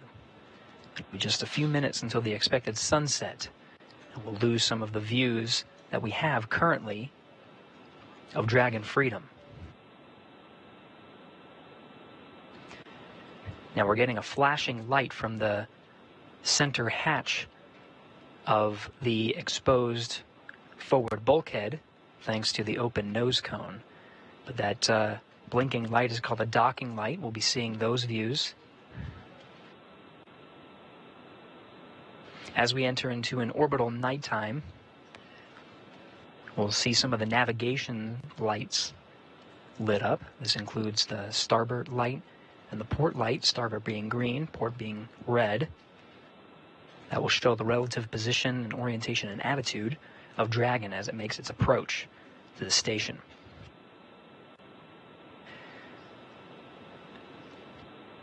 Now getting some camera views from inside Dragon Freedom, covered by some of the ground stations strategically positioned around the Earth. On the center console there, you can see the trajectory of Dragon as it approaches waypoint 1. This will be right when it's right in the middle there. But the trajectory that you see that's curved is part of potential breakout maneuvers, which would be calculated at any point in Dragon's approach to the International Space Station to ensure the safety of the crew.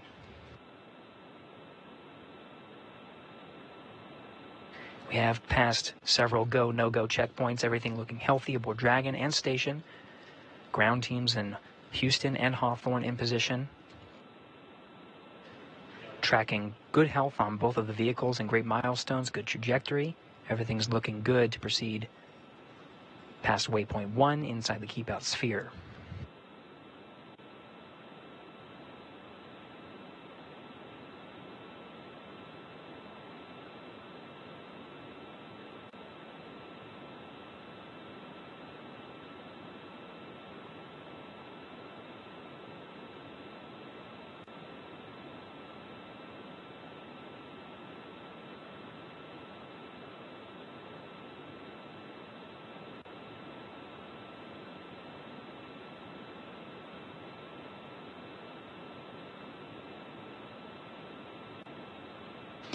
In the view on your right, we're starting to come up on a view of the International Space Station from the docking axis. Not quite there yet. We're expected to be there in about 6.5 minutes.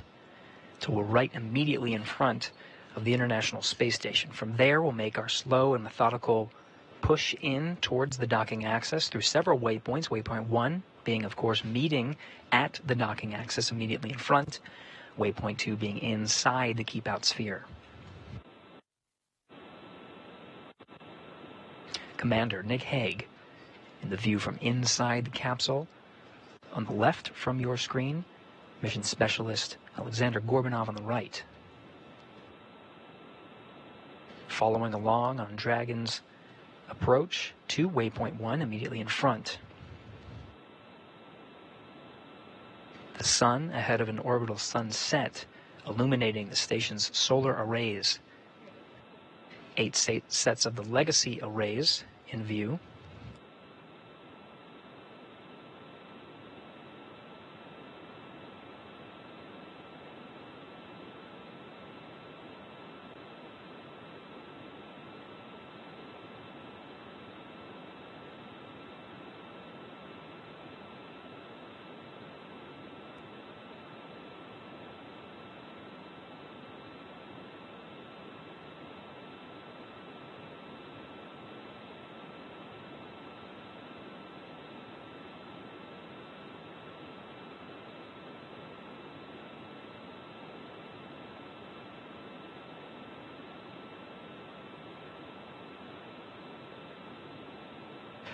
We're inside 5 minutes from the expected arrival of waypoint 1.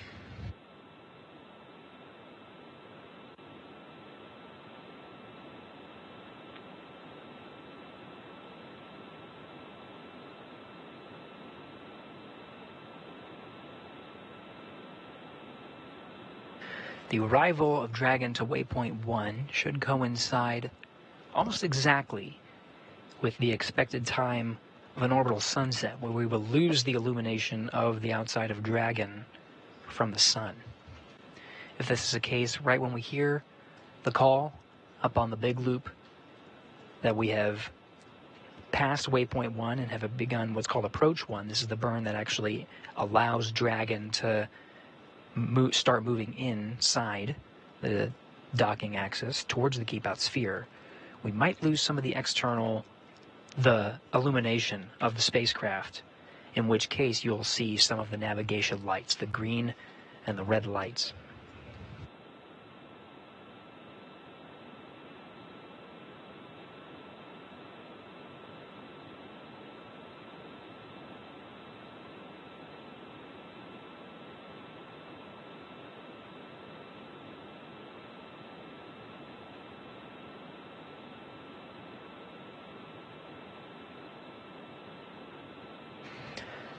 Sunrise is not expected until about 4:46 p.m. Central Time, 2:46 p.m. Eastern, in which case, if we proceed on the timeline as we are now, as expected, the expected docking time being just around 4:30, we will be docking during an orbital nighttime, which does meet the necessary lighting conditions for docking.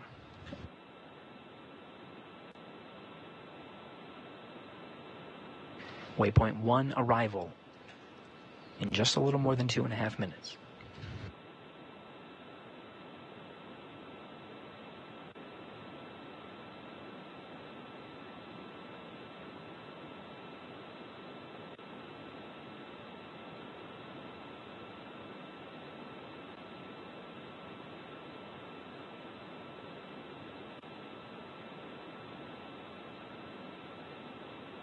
We're continuing to follow along in the journey of Commander Nick Hague, NASA astronaut, and mission specialist Alexander Gorbanov, Roscosmos cosmonaut, on their way to the International Space Station. From here, Freedom SpaceX on the big loop.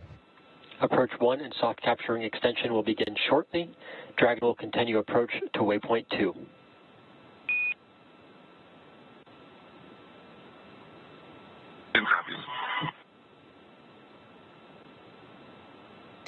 That call from the ground confirms that all teams are go to proceed past waypoint 1. There will be no stopping at the waypoint 1. Dragon will execute its approach 1 maneuver burn and does have a go to enter inside the keep out sphere. This is at the 180 mark.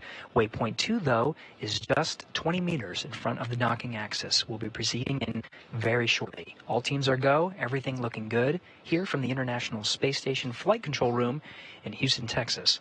With that, as we continue to follow along, I'll toss it back to my colleagues over in Hawthorne, Leah and Ronnie. Take it away. Awesome. Thanks, Gary.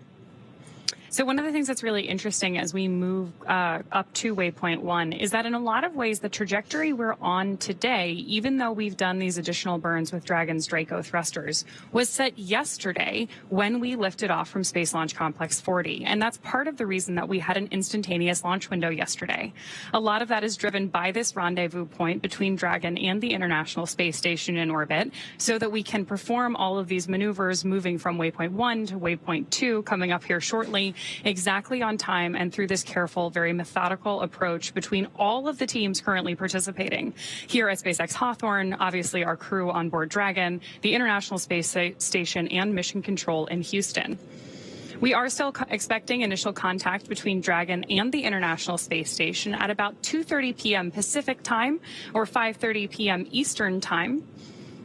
And before reaching waypoint 1, which again is coming up here very shortly, mission operators conducted a go, no-go poll, which we just heard, to allow Dragon to begin its approach to waypoint 2. That's, of course, located inside of a keep-out sphere, about 20 meters away from the space station. Yeah, so again, like you just said, Ronnie is standing by to arrive at waypoint 1. However, we did hear the call that we will not be stopping at waypoint 1 today. There's always the option there if we wanted to stop at waypoint 1, and that brings us up and in front of the International Space Station, puts us on the docking axis, meaning we are right in front of Node 2, which is our docking port today, also known as Harmony. We actually had a really cool view earlier when we had that shot from Dragon where you could see Crew-8's Dragon at the zenith or space-facing port of Harmony. So hopefully, as we get closer, we get that view back. But once we get to waypoint 1, like you mentioned, we will start moving into waypoint 2. And if you look on the left of your screen, you can see Dragon changing color just a little bit. That was an orbital, let's see, sunrise. That was the delayed view of an orbital sunset. So they are now in an orbital nighttime, flying about 260 statute miles over the Atlantic Ocean. They'll be crossing over Africa soon. And if you see all those little colorful dots on your screen, not the ones on Dragon, but all of those other little specks, that is due to radiation hits on the camera. So those are not colorful stars in the background. I wish they were. That'd be very cool. But that is actually just a little bit of damage to the camera itself from being in the space environment. Of course, the colorful dots on board Dragon are actually a pullover from the aviation industry being used to indicate the port and starboard sides of Dragon itself.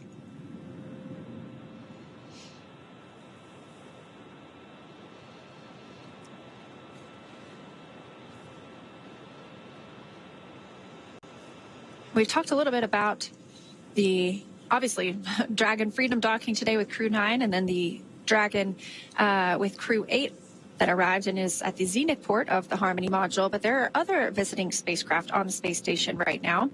Those include the Soyuz MS-26 spacecraft, launched just a couple of weeks ago and brought up 3 additional crew members. They'll stay on board for about 6 months. We also have 2 Progress resupply spacecraft. Those are also from Roscosmos, Progress 88 and 89. Those are resupply spacecraft. So they come up with food, fuel, any materials or hardware for the crew living and working aboard. And then we also have Northrop Grumman's Cygnus 21. So their 21st flight to the International Space Station. That's another resupply spacecraft bringing up cargo and hardware. Getting views still of Dragon as it approaches the space station here on your screen, fading a little bit as we head into that orbital nighttime. We have Houston Station on 2 on the big loop, 1.102, step 3. We are ready for docking.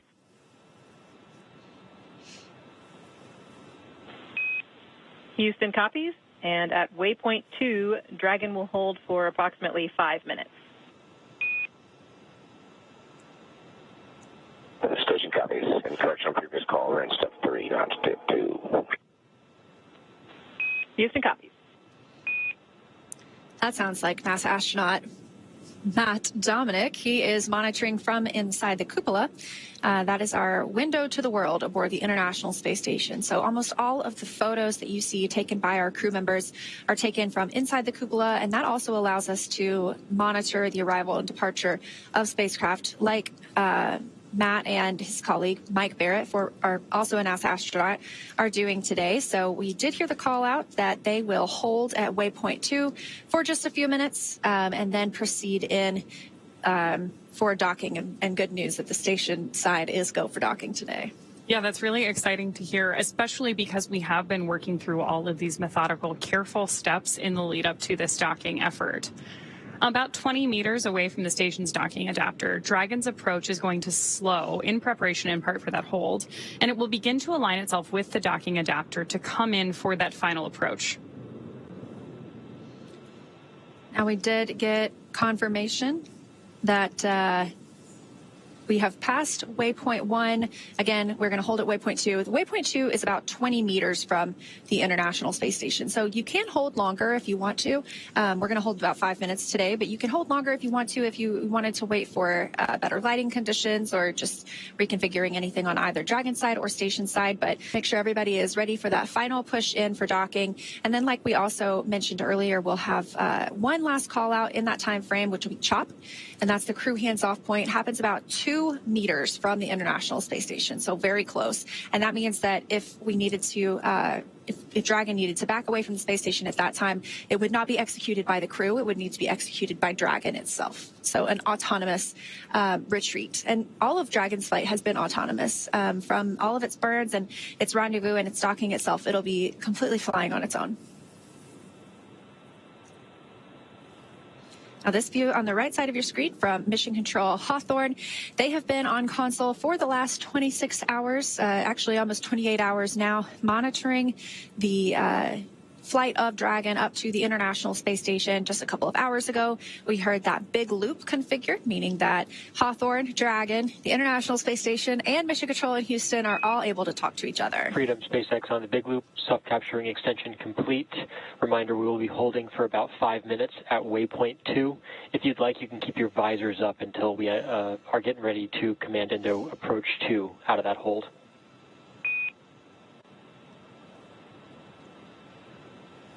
And Freedom copies, good sub-dock ring extension.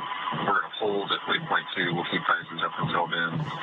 And just to let you know, we are, station's pretty dark in the center line camera, looking at thermal until we get in closer. SpaceX copies. Sounds good. And yeah, expected for the lighting conditions and eclipse now should brighten up in approach 2 on center line.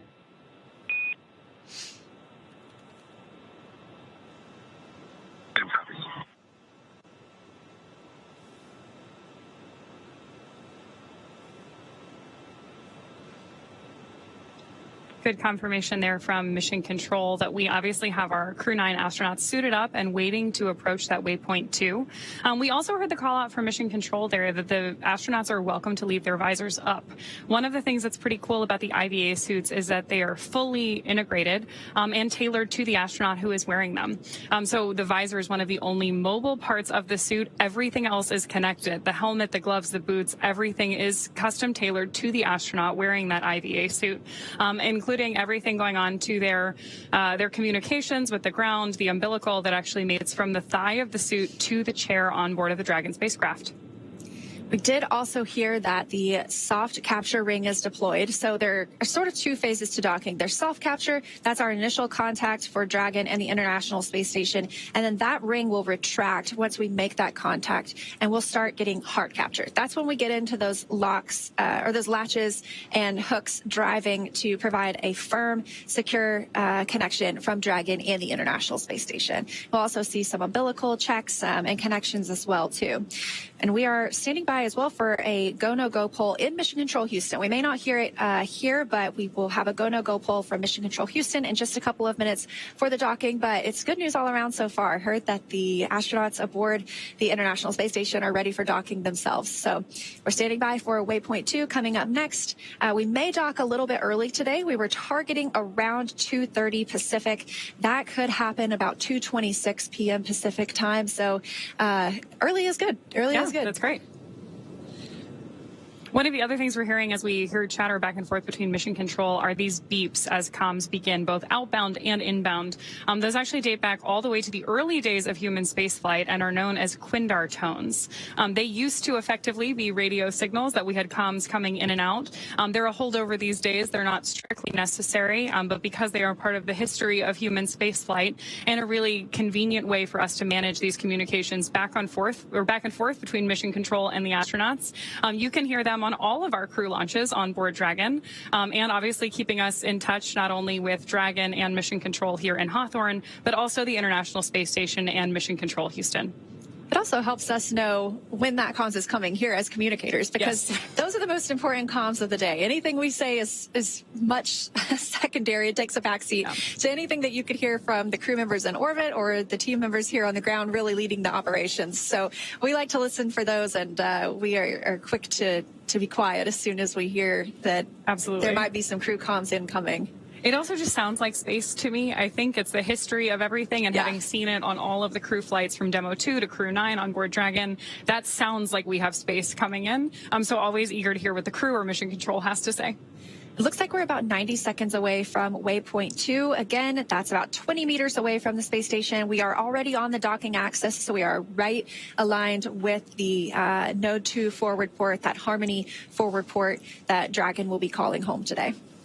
And because of that, we are getting these views of Dragon with space in the background on that docking axis instead of the Earth behind it. So if you are just joining us, we don't have a super clear view right now, but the lights that you're seeing are Dragon on board your screen as it approaches the International Space Station. Again, if just in case you're just joining us, we are tracking initial contact between Dragon and our Crew-9 astronauts at about 2:26 p.m. Pacific time. That'll begin with that obviously soft capture followed by a hard capture. During the hard capture maneuver, Dragon will actually extend 12 hooks into the International Docking Adapter to make sure that we have really tight contact between Dragon and the space station before we begin pressurizing the vestibule between the two vehicles. And again, we do expect that docking today will probably take place in darkness. Unfortunately, we love those views when we are in an orbital daytime. But like we mentioned earlier, we see 16 sunrises and sunsets a day. So we see about 45 minutes in darkness and 45 minutes in daylight. Right now, we are in one of those orbital night times, flying 261 statute miles over the country of Togo. So we are standing by again for waypoint 2 arrival. We expect to pause, and it looks like we can see a couple of thruster firings as we get ready to execute that 5-minute hold at waypoint 2 before moving in for final approach and docking to the Node 2 forward port with Dragon and Crew-9. This is the second Dragon that's going to be mated to the International Space Station. Oh, we've got some good Draco pulses on your screen there right now. Again, this is the second Dragon that's going to be on board the ISS once we've got this docking complete today, because we do have the Crew-8 Dragon also currently mated to the International Space Station. Crew-8 and Crew-9 are going to do an active handover here, where the crews work together to transition current operations on board the station, any ongoing scientific research, and then Crew-8 will return home in about a week, depending on weather conditions, in the same capsule that they rode up on. So it's interesting because that capsule stays with the crew for the duration of their mission, which obviously means that we at SpaceX here are monitoring Dragon throughout the mission, from its initial launch, the entire time it's docked on station, through that splashdown for each crew. Did just get confirmation that we are holding at waypoint 2, so we may hear a call to the crew in just a moment confirming that as well. Again, expecting maybe a 5-minute hold, 20 meters right now away from the International Space Station. It is truly slow and steady, wins the race. With that 5-minute hold, we talked about maybe a 2:26 p.m. docking, a 2:30 p.m. docking. It's nebulous a little bit at this point. We just take the time that we need at this hold, and so we may be back a little bit closer to the 2:30 docking. But we will make sure to let you know exactly where the International Space Station and Dragon are flying and the time of docking as soon as that happens. So this is the final hold in the mission before we welcome Dragon and Crew-9 to the station itself. This really is a dynamic phase of flight, too. Part of the reason that we're monitoring these things and listening in on mission control is that we have a lot of teams working together to assess the situation as it unfolds. So the good news is that we've had a really smooth flight so far for our Crew-9 astronauts who did lift off yesterday from Space Launch Complex 40 at Cape Canaveral Space Force Station in Florida. They spent about 28 hours on their way to the International Space Station. And as Leah mentioned, we are holding here at waypoint 2, just about 20 meters away from the space station, awaiting that final approach and docking. Currently, Mission Control Houston is conducting their poll to ensure that we are go for final approach and docking when we depart waypoint 2. Again, final hold point for today's mission. So this is really game time. We are getting close to seeing these 2 new crew members arrive at the space station.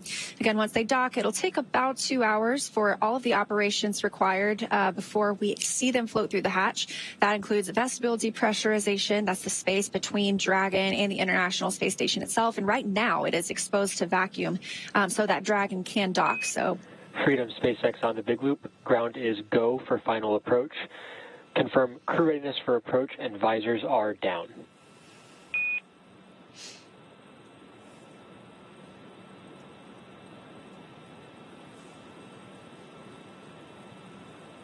And SpaceX Freedom, visors down. We are go for docking. SpaceX copies. As a reminder, once Dragon is inside the crew hands-off point, retreat and breakout are not permitted.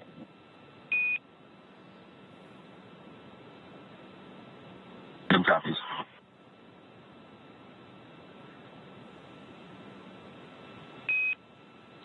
And Freedom SpaceX, we are resuming approach.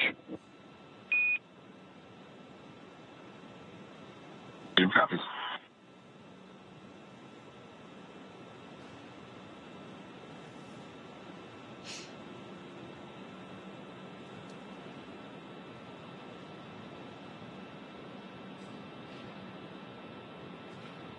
Awesome news there from Mission Control, and of course hearing our Crew-9 astronauts on board Dragon that we are go for docking. If you're watching closely, you're also seeing some great pulses from those Draco thrusters on board as Dragon approaches the ISS for that final docking maneuver. again, that was the final hold, and we heard the communications that we are go for docking and have resumed that approach. So we will not hold again. And they discussed CHOP, which we mentioned earlier, the crew hands-off point. That's within 2 meters from the International Space Station. Station Houston on the Big Loop. Dragon is on final approach and is go for docking. Monitor per steps 5 and 6 in 1.102. Dragon approach and retreat monitoring. Station copies, step 5 and 6. So those sound like similar communications, but the first was to the crew on Dragon. The second is to our crew monitoring in the cupola, and you heard them reference what they should be looking at, any procedures that they're referencing during this dynamic phase. And we're continuing to see Dragon get closer to the International Space Station, now about 17 meters away from the docking port. Again, we do expect to be in an orbital nighttime during docking, but this is a pretty cool view, as you can see a camera coming from Dragon and focusing on the docking port itself. So it looks like we are properly aligned with that Node 2 forward port as we continue to approach, now just 15 meters away.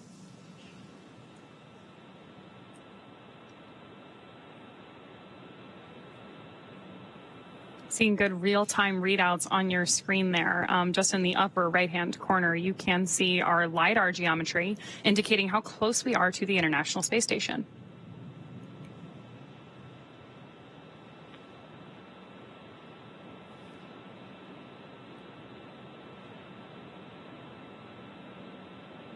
LiDAR, of course, stands for Light Radar, and is used in maneuvers like this in space to help two spacecraft meet each other.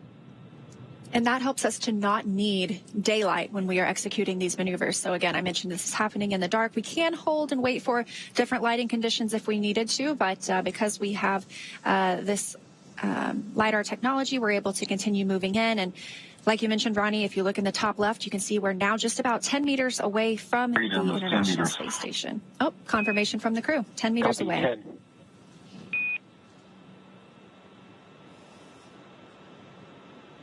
Of course, now we're also within that crew hands-off point, in large part because the autonomous systems on board Dragon, which we're getting kind of a representation of on your screen right now, are completing this final docking maneuver.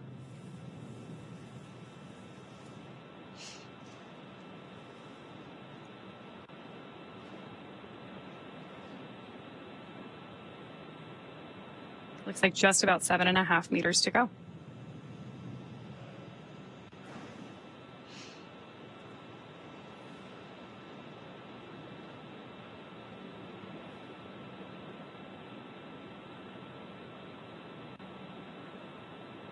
Again, first, we will be holding for soft capture. When that soft capture ring makes contact with the space station, that will then retract and begin hard capture. But docking for us is called at the time of soft capture. 5 meters. Copy 5. Standing by for the arrival of Crew-9 to the International Space Station.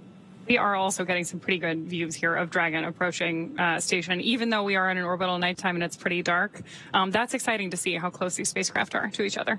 Yeah, now just about 4 meters away. Standing by for the call for CHOP, crew hands-off point.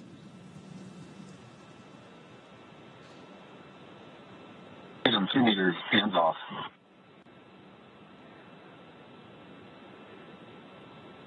Less than 2 meters away, standing by for docking.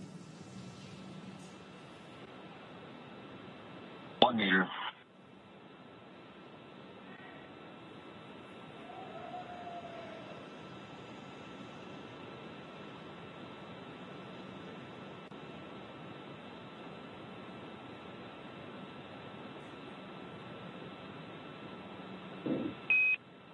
Freedom SpaceX on the big loop, soft capture confirmed.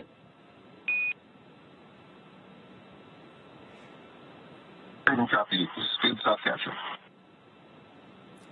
Crew-9 has arrived to the International Space Station, docking confirmed at 4:30 p.m. Central Time, 5:30 p.m. Eastern Time over Botswana.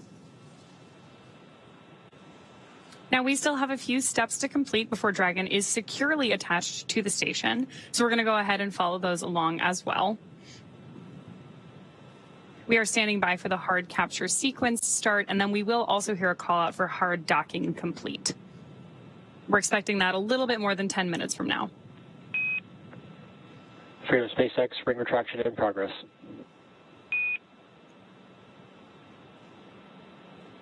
Freedom copies. Retraction in progress. Again, they're referencing the soft capture ring that will slowly retract and bring Dragon closer to the International Space Station. We'll get into that hard capture sequence with the hooks and latches, providing us a hard docking, and that happens about 10 minutes after docking itself. Again, Crew-9 arriving at the International Space Station as the station and Dragon were flying about 265 statute miles over Botswana, 4:30 p.m. Central Time, 5:30 p.m. Eastern Time. Of course, those hard capture rings aren't the only thing that we're going to attach between Dragon and the space station. We also have a series of umbilicals and other systems that really help integrate Dragon to the space station once both vehicles are mated together. And this continues to be a I don't want to say slow, but a methodical process of bringing the crew on board the space station. So yes, we do consider them docked at this point. We are awaiting for that hard dock to be confirmed, but we will still have a couple of hours before we actually open the hatch and see the crew fly through. So NASA astronaut Jeanette Epps on the space station side is going to be primed. She's the lead for pressurizing the vestibule, that space between Dragon and the station hatch that will be opened and allow the crew members to fly through it and join their new home for the next 5 months. So we will stand by for that. But that does take a couple of hours, and then we will finally have 11 people aboard the International Space Station for about the next week. Has to be an exciting time to be on station. Obviously, at this point, everything we're doing, as you mentioned, is very methodical, and that's because we're still in a dynamic phase of flight before we have all 11 members of our crew together on board Expedition 72. We've obviously heard a couple call-outs to our crew that they are wearing their IVA suits, now visors down, due to the dynamic nature of this flight environment, and we'll move through all of these steps until we can bring everybody together, and then, like you mentioned earlier, maybe change into something that's a little bit less spacefaring, a little bit bit more comfortable? Yeah, we'll probably see them float through in something like their flight suits. You know, NASA astronauts typically wear blue flight suits, so we'll see what they show up in today. But I am definitely looking forward to seeing them float through the hatch. Now, again, we only have 2 crew members on Dragon today arriving, and the 2 empty seats that were with them will be occupied by NASA astronauts Butch Wilmore and Sunny Williams upon their return sometime next February. So we will be excited to see them back on Earth as well. So it's about a 5-month stay for NASA astronaut Nick Hague and Alexander Gorbanov, who have just docked to the International Space Station. Again, that happening at 4:30 p.m. Central, 5:30 Eastern, just about 4 or 5 minutes ago now. We are still standing by for soft capture ring retraction to be complete before the hard capture sequence starts and we get into driving those hooks and latches and firmly securing Dragon to the space station. If you joined us during our webcast yesterday, you know that these hooks were actually exposed when we opened the nose cone shortly after Dragon made it to orbit. That's one of our major milestones during our launch event. We did have an on-time liftoff yesterday from Space Launch Complex 40, followed by Freedom SpaceX ring retraction complete, docking sequence holding for MCS reconfiguration.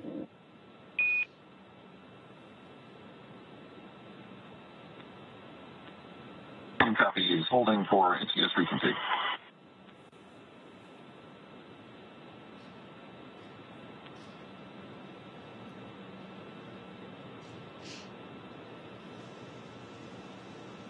So confirmation that the soft capture ring, that first step in the docking process, has completely retracted.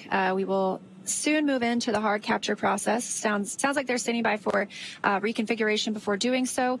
But you can hear that the crew on Dragon are still speaking with the core here in Hawthorne, the crew operations resource engineer. So once they float into the hatch, though, they really become Expedition 72 crew members, not just Crew-9 crew members. And they will start communicating almost solely with the flight director the Capcom in Houston. That's the capsule communicator. Really serves the same role as what we have here in Hawthorne with the core. That's the single person in the room that communicates with the crew. That keeps all of the communications streamlined, so you don't have a ton of different voices at different consoles. Station Houston, on the big loop, MCS configured, proceeding with hook driving. Station copies. There's confirmation there that we are moving forward with that hard docking and that we're talking over the big loop. So as you mentioned earlier, right now we're all communicating each team with different key personnel to minimize the amount of crosstalk that we have, but everyone can hear each other. The big loop does include mission control here in SpaceX, mission control Houston, the Dragon spacecraft, and the International Space Station. And I can see that we do have those hooks starting to drive. There are 2 sets of 6, so we'll have 1 set of 6 that will listen to here is complete before they start driving the second set, and that really secures that Crew-9 has arrived at the space station.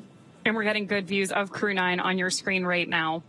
Looking over their shoulders at their displays, obviously giving them information about their status as we continue to perform this hard capture sequence with the International Space Station.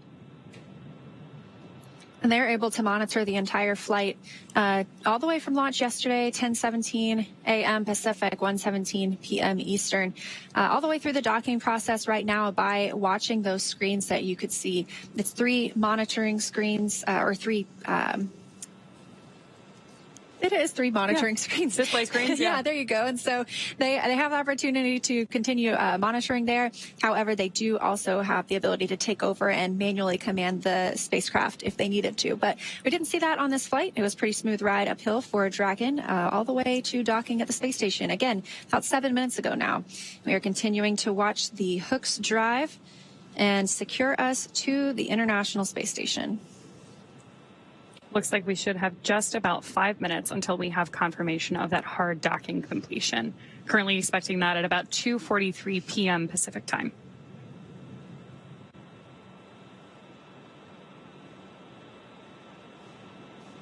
Like I mentioned earlier, during this time, we keep any of the crew members that are on the space station from exercising.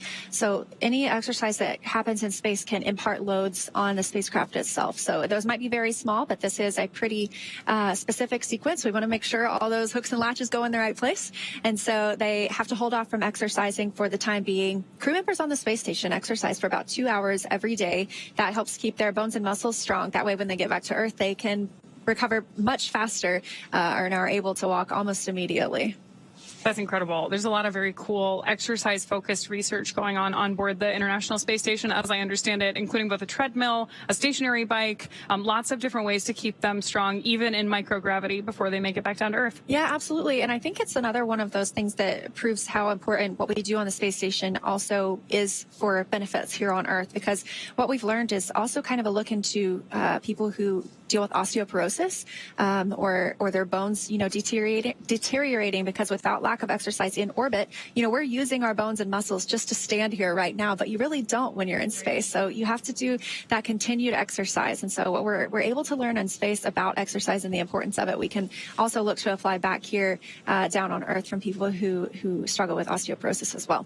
There's a huge amount of crosstalk, actually, between microgravity research that's done both on board Dragon, whether it's through one of our NASA missions or our commercial missions, and the International Space Station, all that benefit life here on Earth, whether that's things like focused on bone health or even very specific disease pathways. It's interesting to give us that opportunity to look at different types of research that we can do for whether it's biological or nutrition. We talked a little bit earlier today about the number of plant experiments that are currently ongoing on board the ISS, all to study how we can studying how we can deliver different amounts of nutrition to our astronauts on those future long-duration exploration missions. And, of course, then there are parallels for that on Earth as well. It's been 10 minutes since our docking today, and I see the first set of 6 hooks are now fully driven into the International Space Station, and the second set is now driving. So we are in the process of hard docking. Again, that takes about 10 minutes after docking, so we anticipate seeing that complete soon. But we did dock today really right on the target time, 2:30 p.m. Pacific time, 5:30 p.m. Eastern time. That's really incredible, too, because even though we mentioned it earlier, it bears repeating. We hit that 2:30 p.m. today because we had an on-time liftoff yesterday during an instantaneous launch window. This entire approach to the International Space Station is carefully... SpaceX hard capture complete. Oh, confirmation of hard capture. That's great. Standing by for umbilicals as well. Copy. Hard capture complete. Welcome aboard, Freedom. Of course, now that Dragon has completed the docking sequence, the spacecraft needs to undergo a handful of checks, including hooking up that umbilical. I know you've been waiting a while.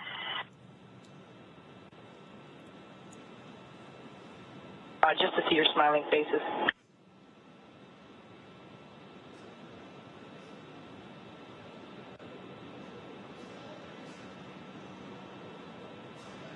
Once we get those checks complete, we'll obviously be able to get those crew members united on either side of Dragon and the ISS right now. But the crew on board Dragon now gets a chance to get out of their spacesuits before moving into hatch operations.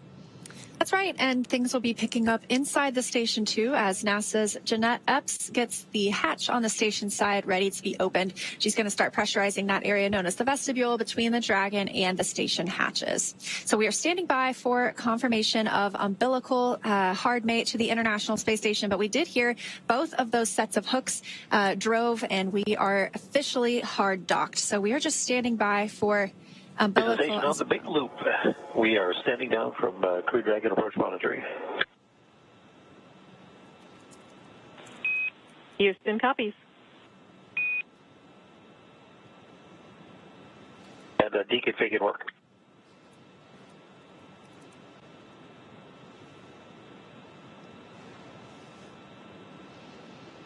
All right, again, we docked right on time here at 4:30 p.m. Central Time, 5:30 p.m. Eastern Time, as Dragon and the International Space Station were flying over Botswana. And our teams in Mission Control Houston are continuing to monitor the arrival. So with Dragon docked, that's going to do it for us here in Hawthorne, but our coverage for Crew-9 will not stop here. In a minute, we're going to toss it to Gary in Mission Control Houston to take us through that vestibule depressurization effort and hatch opening, when we'll see NASA astronaut Nick Hague and Roscosmos astronaut Alexander Gorbanov float into the International Space Station. But first, let's quickly recap how they got here. First, of course, we began with suit up with both of our astronauts and Crew-9 members putting on their IVA suits. Then they rode out to the launch pad for vehicle ingress. We had an on-time liftoff from Kennedy Space Center, pad 40, yesterday at 1:17 p.m. Freedom SpaceX on the big loop. Docking sequence complete. Ground will be enabling hardline power and comm connection shortly. Go to DOP suits per procedure 4.012. We'll take cameras external.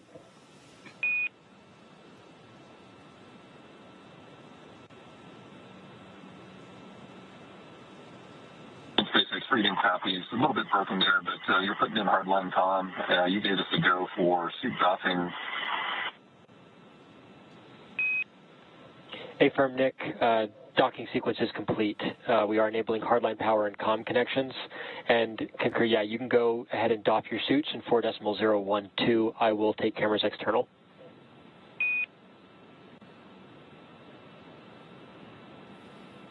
Okay, copy that. We're starting to doff our suits, and you'll go external. Thanks.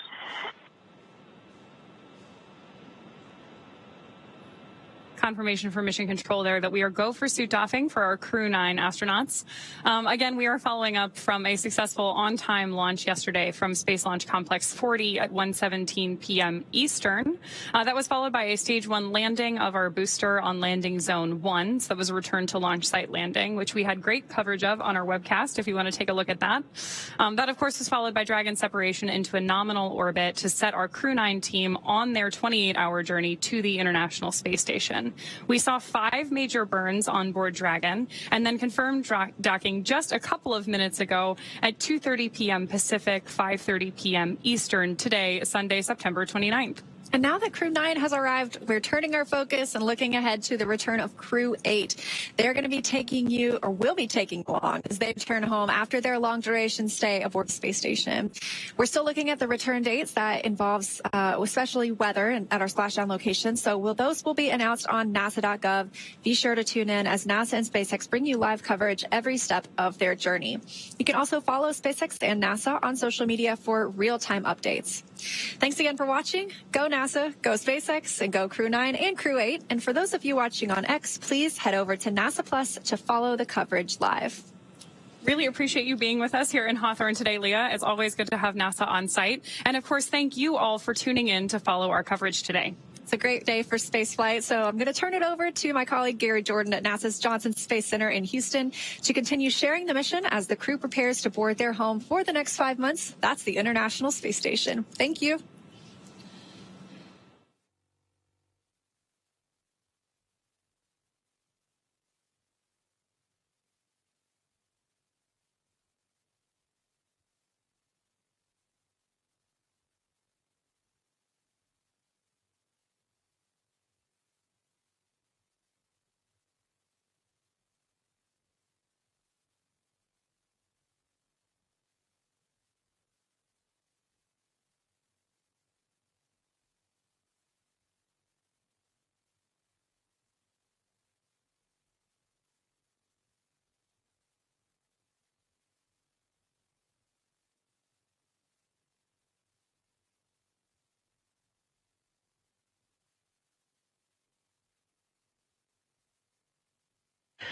This is Mission Control Houston.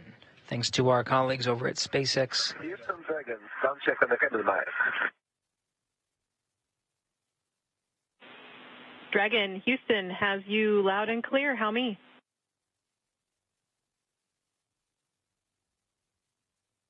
I got a loud and clear, sir.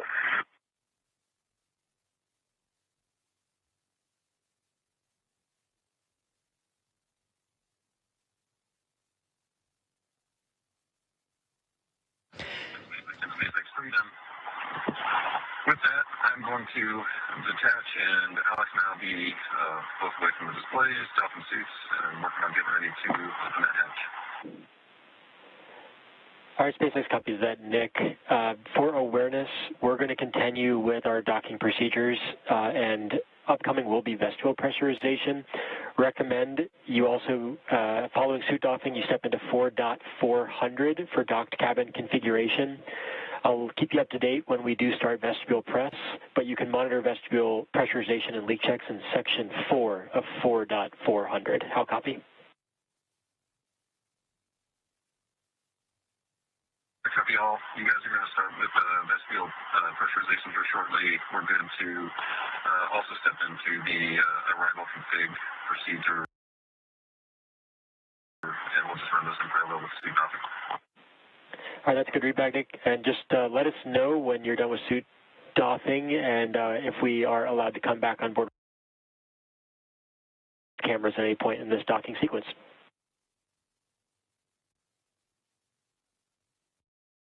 Yep, will do. Thank you. This is Mission Control Houston, continuing our commentary after the docking of Crew-9 Dragon Freedom to the International Space Station.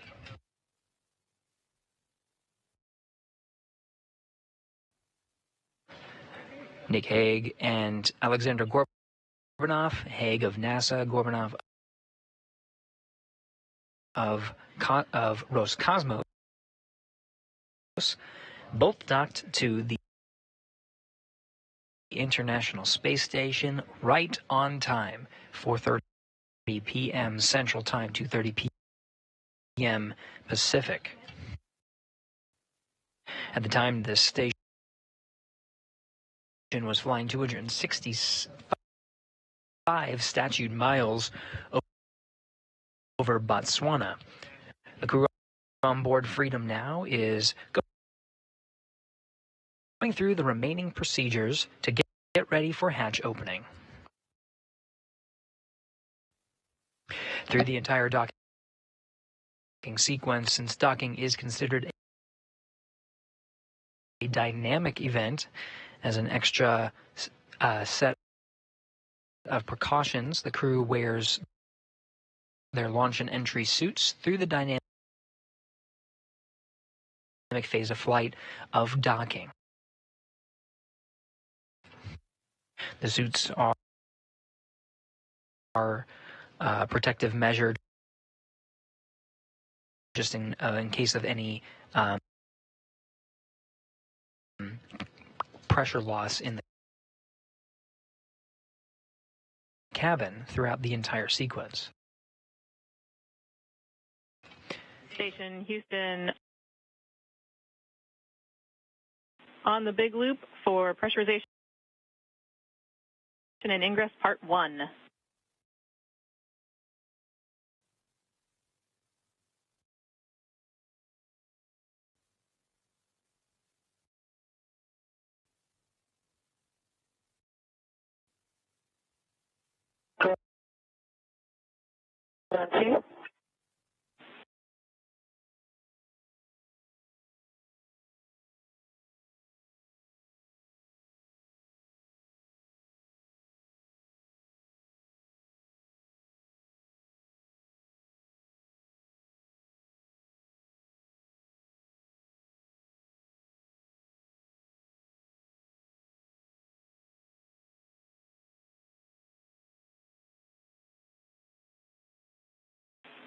Jeanette, you and Mike are go in step 1.1 of 2.102. Before you begin, we would ask that you please power on the Node 2 camera 1. Copy and work.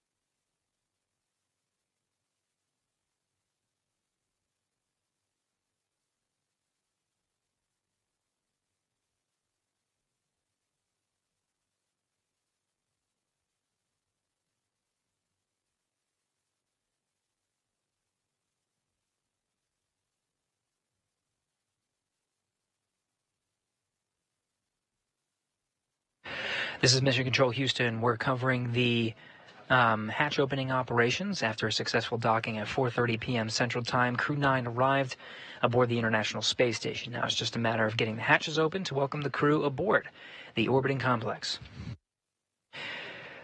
Sequence of events happening on both ends of the hatches. On the Dragon Freedom side, NASA astronaut Nick Hague and Roscosmos cosmonaut Alexander Gorbanov are going through a series of sequences and steps to doff or take off their suits they used and wore as a protective measure through this dynamic phase of flight of docking. After taking off their suits, they'll also undergo a number of steps led by the core over in the Hawthorne Mission Control, in SpaceX Mission Control in Hawthorne, California. The core there will be relaying steps up to the crew. We may hear those steps on the big loop. And those steps are closing out the cabin inside Dragon Freedom to prepare for the hatch opening sequence. This includes laying out the suits such that they can be dried, configuring the cabin displays and some of the equipment inside the cabin, as well as changing out some of the LiO canisters. These canisters allow for the scrubbing of carbon dioxide inside the cabin of Dragon Freedom. These are typical closeout procedures through every Dragon docking that we have undergone so far, just to make sure that Dragon... Station on the big loop. We see the DBDT 0.01 minus 0.01. The cabin press hasn't changed. Want to be sure that's close enough to zero to be zero.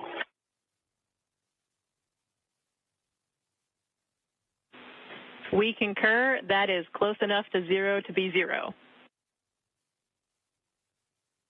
I will quote you on that. Thank you. Capcom Tess Caswell here in Mission Control Houston. That's the voice you heard, talking with NASA astronaut Matt Dominic aboard the International Space Station. It takes a team to open up the hatches, and we do have quite a crew on board. Jeanette Epps, NASA astronaut, as well as NASA astronaut Mike Barrett, working with Dominic, will all be working on the hatch opening procedures. Butch Wilmore, ahead of our coverage today, did set up the rendezvous operations panel that allowed for telemetry to be received by the crew on board the International Space Station and monitor Dragon's approach to the station. Now moving past the monitoring of their operations after the docking sequence is complete, the crew is focused on hatch opening operations. Now these hatch opening operations can take some time.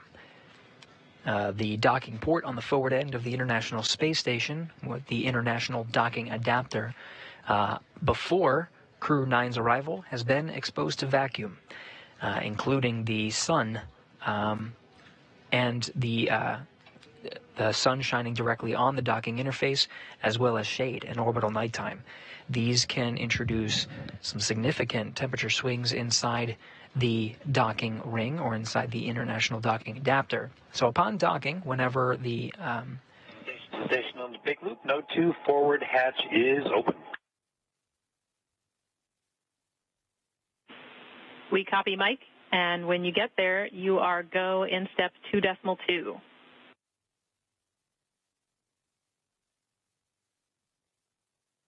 Have to go in 2.2. Through a visiting vehicle docking on the forward end of the station, there are multiple hatches on the International Space Station side that are closed as a protective measure. First is, of course, the A-Pass hatch. This is the hatch that's on the furthest position away from the International Space Station, and right now is in the closest proximity to the Dragon's hatch at the vestibule or the interface of the International Docking Adapter, where Dragon is currently docked. Now, a little bit inside the pressurized mating adapter, towards the modules of the International Space Station themselves, is another hatch. This is on the Node 2 forward end of the International Space Station. Node 2 hatch was closed as, again, a protective measure through the docking sequence. Now, as part of hatch opening operations, the first hatch of 2 is set to be opened. This will allow the NASA astronauts inside the International Space Station to have access to the pressurized mating adapter. This is the tunnelway that allows the connection between the Node 2, which is one of the modules of the International Space Station, and the APAS hatch, which is currently on the docking interface, where Dragon is currently docked right here. Where Dragon is docked, you can see a white interface. This is the international docking adapter. It's attached to the black structure. This is the pressurized mating adapter. With the Node 2 forward hatch open, the International Space Station crew is right now inside the pressurized mating adapter, setting up to configure for entrance through that pressurized mating adapter and welcoming the Crew-9 crew.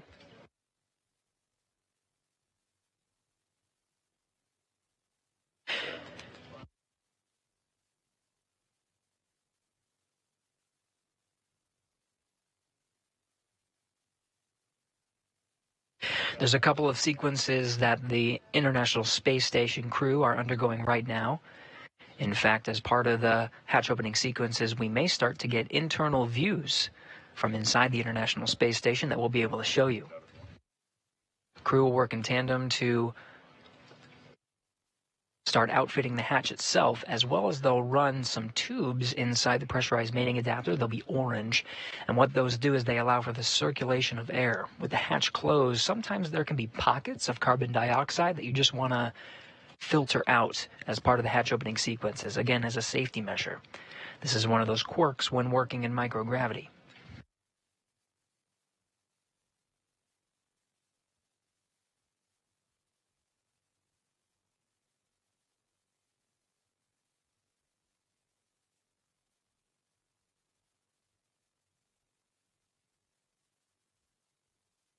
Now getting views from inside the International Space Station, you can see the crew now working together to open up the APAS hatch. The view you're looking at is from the Node 2 Harmony module, looking inside the pressurized mating adapter.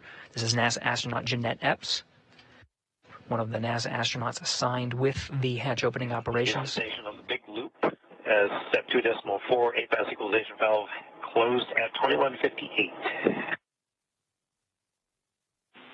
Houston copies 21:58.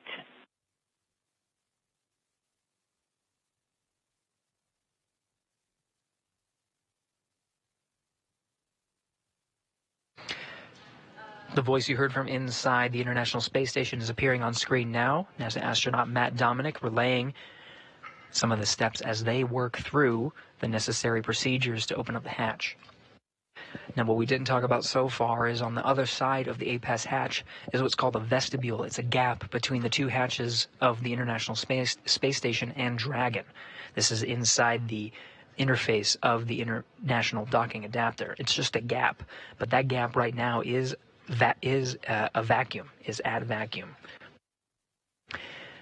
The sequence now that the astronauts will undergo is pressurizing that vestibule up to match that of the cabins of the International Space Station as well as Dragon Freedom.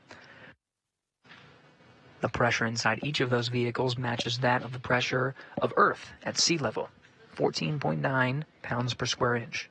Appearing on the left side of your screen, another NASA astronaut, Butch Wilmore, who again, earlier today helped out with setting up the rendezvous and monitoring tools needed for Matt Dominic and Mike Barrett today to monitor Crew-9's approach and docking to the International Space Station.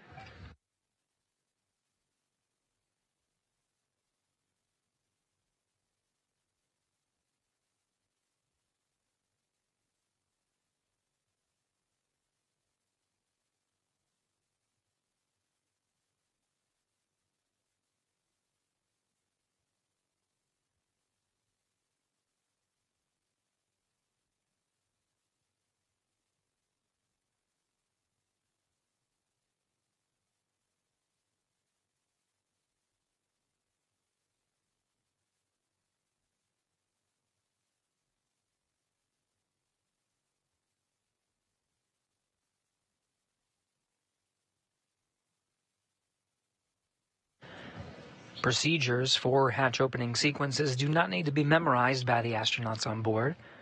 They do have reference material. NASA astronaut Jeanette Epps holding a tablet and referencing some of the step-by-step sequences that need to be followed to ensure a safe pressurization of the vestibule and the hatch opening sequence needed to welcome the Crew-9 astronaut and cosmonaut aboard the International Space Station.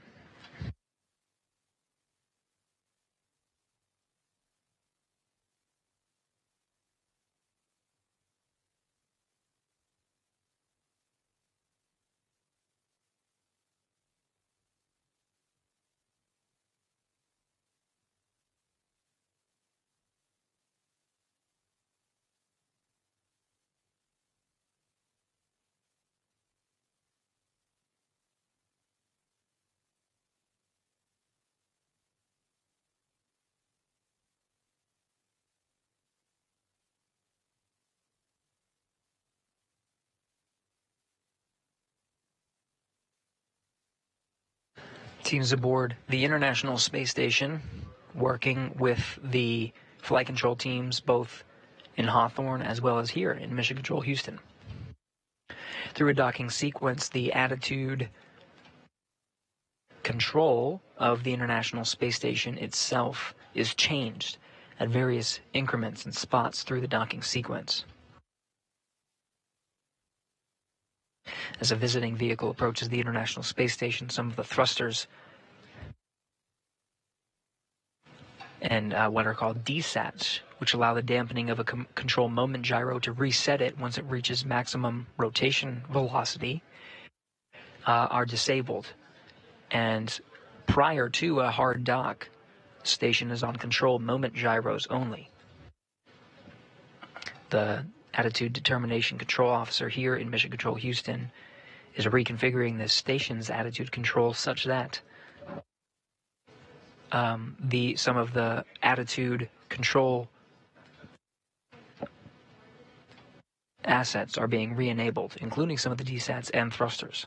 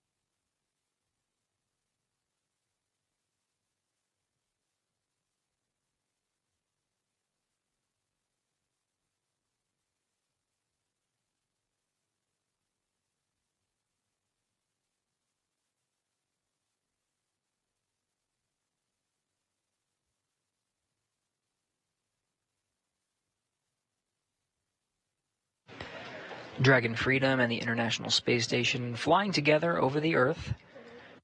We're now over an orbital daytime. Station and Dragon are approximately 260 statute miles northeast off the coast of Australia, just over the Coral Sea.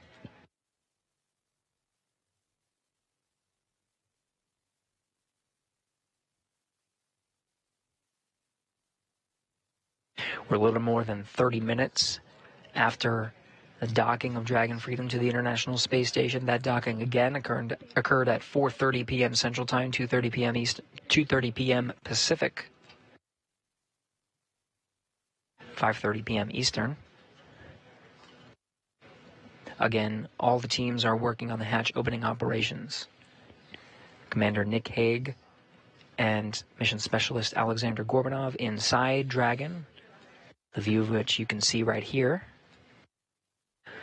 are undergoing suit doffing procedures, taking off their suits and configuring the Dragon cabin for the hatch opening sequence, including opening up of the Dragon hatch on their side.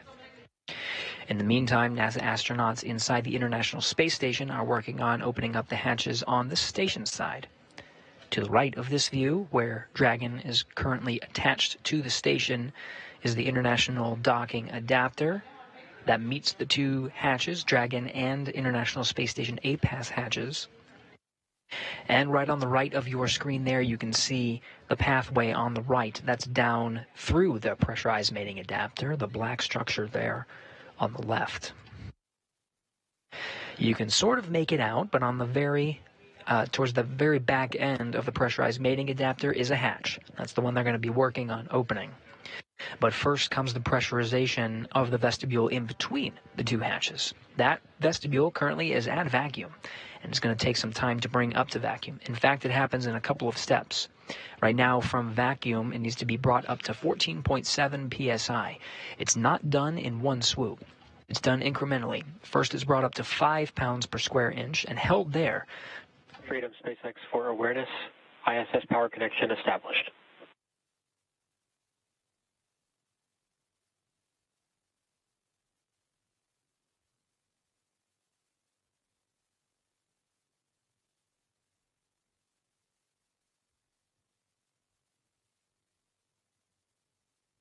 As part of the docking sequence, the very last step prior to the docking sequence being completed is the deployment of an umbilical from the Dragon to the International Space Station. That umbilical connects the Dragon to pull from the power and connect the data through a hard wire in between the International Space Station and the Dragon Freedom.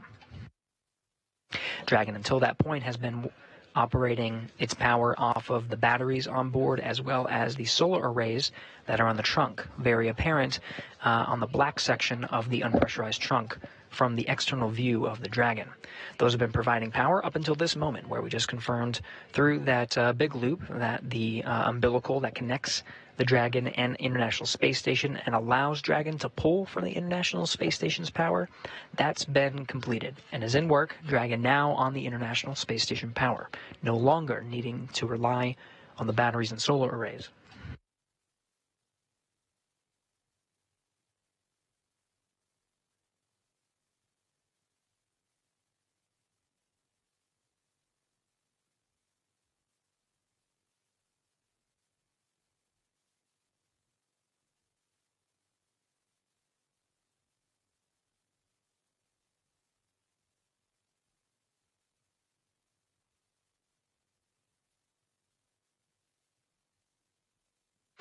We're getting views, live views, from the International Space Station as it flies 257 statute miles over the Pacific Ocean. These views are cameras being set up and configured inside Node 2 by the NASA astronauts themselves to provide views from the station to us down here on the ground to monitor the operations.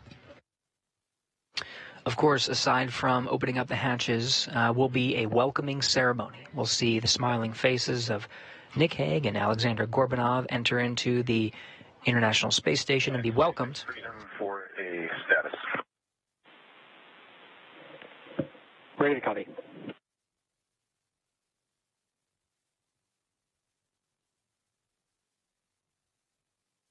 Yeah, we started the 1-hour timer for the suit drying 8 minutes ago, and I am ready in section 3 with an inventory when you're ready to copy.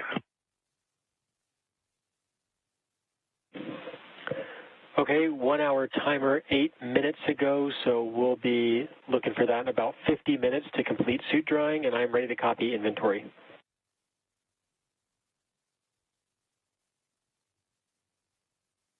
Okay, for water, in bag 201, consumed 2 bottles. In 202, consumed all 5 bottles. In 204, consumed 5 bottles. All 5 bottles.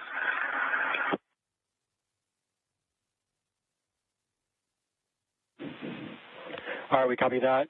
2 bottle from 201, all 5 from 202, all 5 from 204.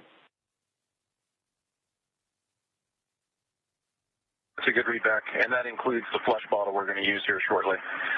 For food, we consumed everything in 303, 304, and 1 meal from 308. All right, SpaceX copies. The water includes flush bottle, and then all food 303, all food 304, 1 meal 308. That's a good readback. We're going to do the flush on the commode, and then I'll call down and let you guys come aboard. SpaceX copies.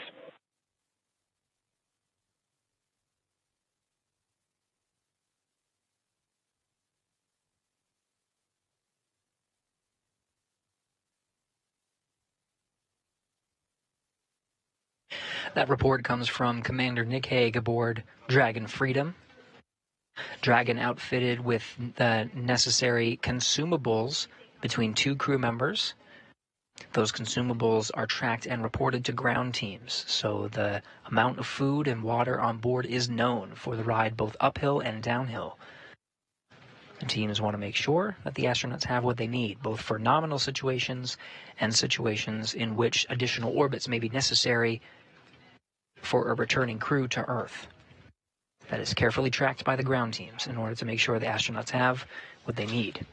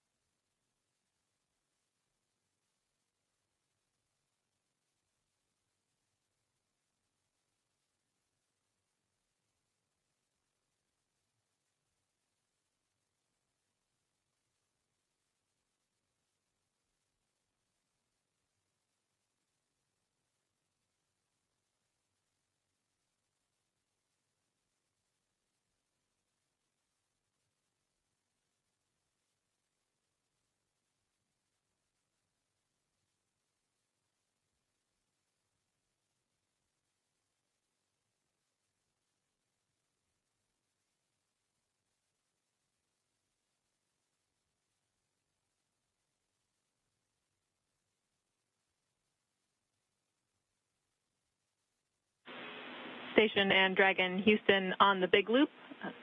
For awareness, we are configuring Dragon for hardline audio.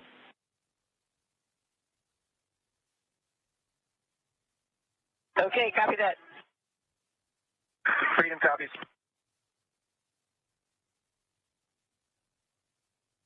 Now again, there is an umbilical that connects Dragon Freedom to the International Space Station. We did talk about the power. That power connection is confirmed. Dragon is pulling power from the International Space Station, no longer needing to rely on the solar arrays and batteries aboard. The umbilical also provides a data connection.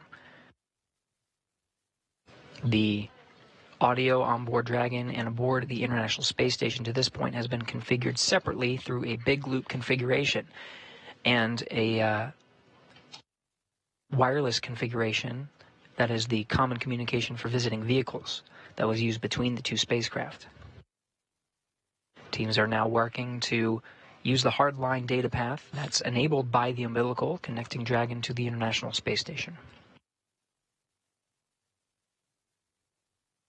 Comm checks on the hardline may be coming after that hardline is established. In the meantime, we continue to wait. Hatch opening operations are a game of patience. The vestibule again has been exposed to vacuum and the extreme thermal conditions of space, while the sun shines on it and is in a vacuum condition. The pressurization cannot proceed forward until some of those thermal conditions, which can introduce fluctuations into a reading of a pressure as it is brought up to the pressure of the International Space Station, they can fluctuate and provide a false reading of a leak. To counteract this, the teams simply wait.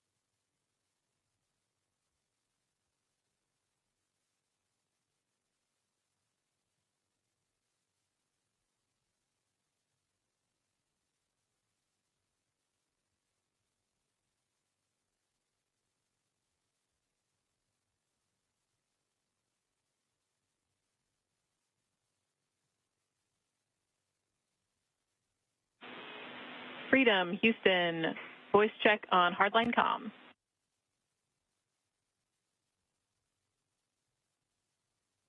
Houston, Freedom, has got you loud and clear. Copy loud and clear.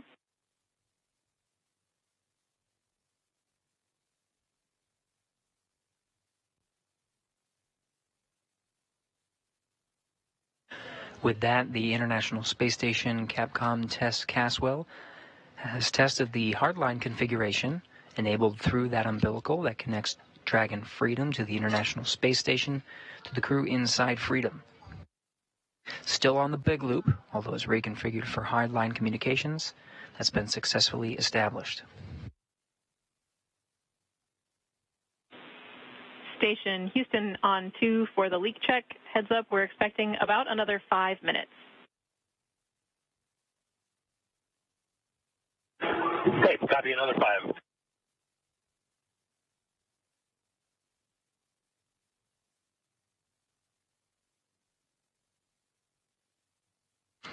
As a reminder, as the vestibule is pressurized in between the station hatch and the Dragon hatch, to ensure that the leak check is solid, it's just a matter of waiting.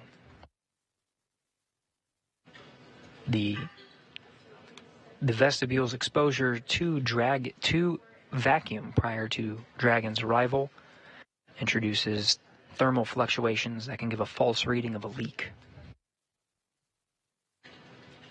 So, when the vestibule is being pressurized, simply waiting can allow some of those thermal fluctuations to dampen out and get a very good reading of whether or not there is a leak on board. This is standard procedure with every docking to the International Space Station, of course, to this forward port. Just following procedures, allowing another few minutes to make sure that it's a good reading and there are no leaks before continuing to press for introducing more pressure into that vacuum space, that vestibule. Again, the target pressure that we're going for here is to match that of the International Space Station and Dragon cabins, 14.7 psi, pounds per square inch.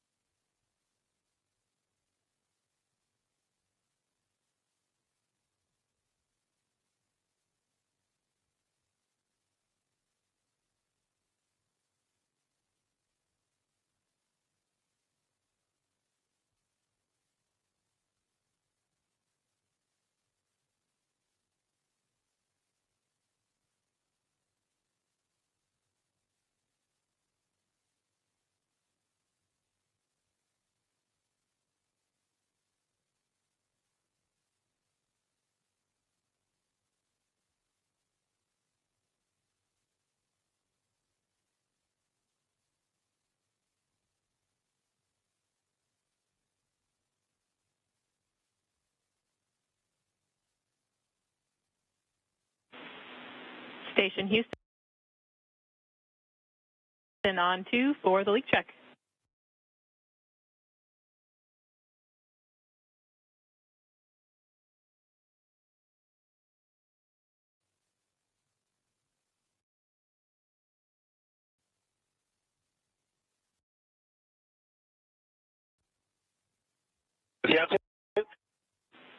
We have a good leak check. You are go to step into step 3.1 of 2.102. Copy 3.1 of 2.102. Inward.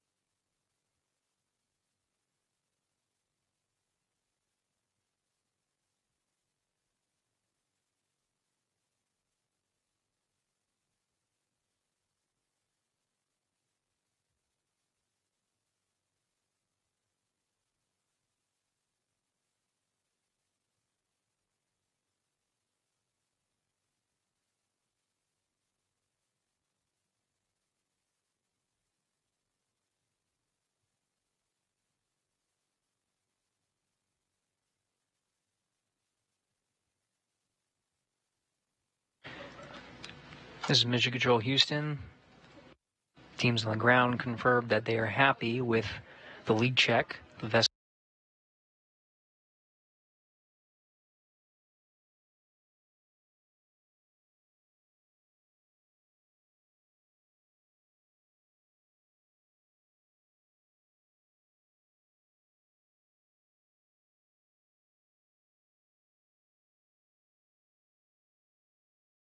vestibule seems to look good. No leaks in between the two hatches.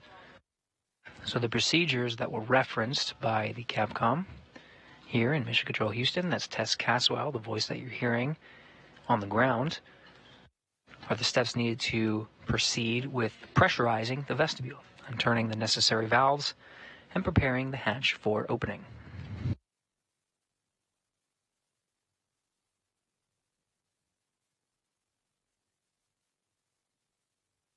Houston Station on 2, if you're happy with our DPDT, which we're showing 0.02, we'll proceed on your go.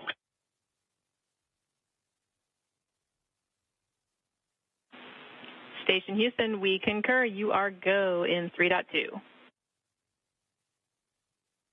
Go in 3.2 in order.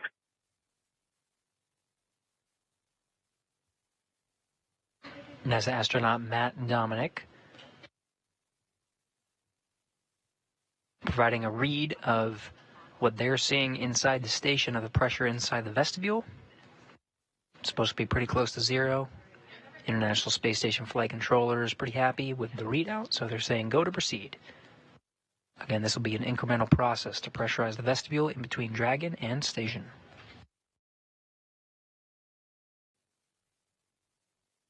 And SpaceX Freedom in 4.400, we're complete through Section 5, standing by Section 6. And you can come aboard. All right, SpaceX copies that. Freedom complete through Section 5, standing by in Section 6, 4.400. Brings cameras on board.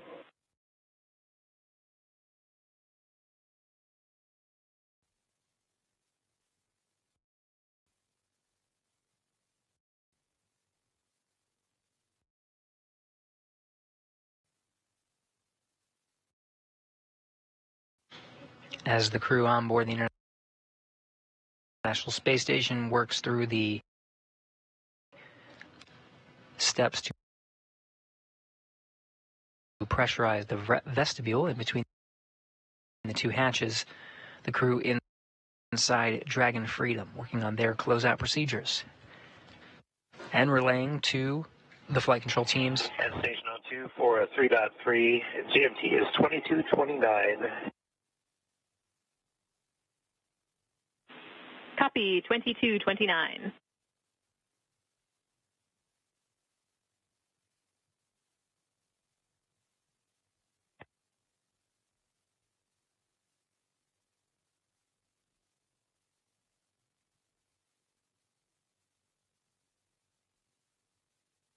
Right now we're in a expected handover period in between our coverage on the tracking and data relay satellites that provide video and audio communication from the station. We're expected to regain space-to-ground audio communication shortly, video from station shortly after that. It's the teams here in Mission Control Houston that are walking the astronauts aboard the International Space Station through the steps of opening up the hatch and, of course, pressurizing the vestibule. The team here is led by Argo Flight, that is Marcos Flores, the flight director for this shift of Crew-9's docking and welcome into the International Space Station. You can see there at the bottom of your screen, flight director leading the teams here in Mission Control Houston. Tess Caswell, to his right, is the voice from Mission Control. That position is called Capcom and relays the steps and communicates with the crew aboard the International Space Station and will be the sole voice from here in Mission Control Houston, communicating with the crew aboard. Now back with video from the International Space Station, continuing our coverage of the hatch opening sequence.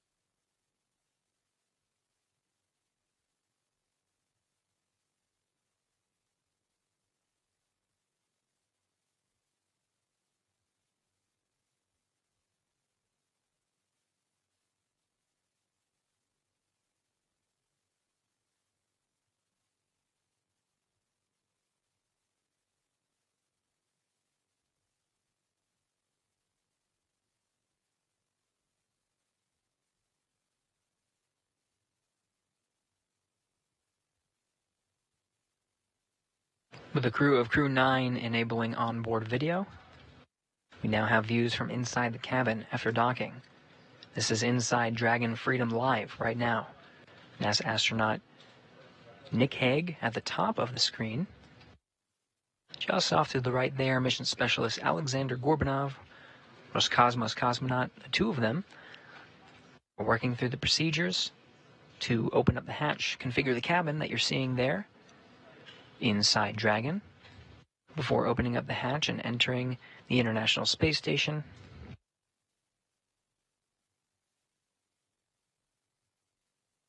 You see the suits that they wore for launch as well as docking are in the seated positions. Right now they're in a configuration such that they can be dried in between use.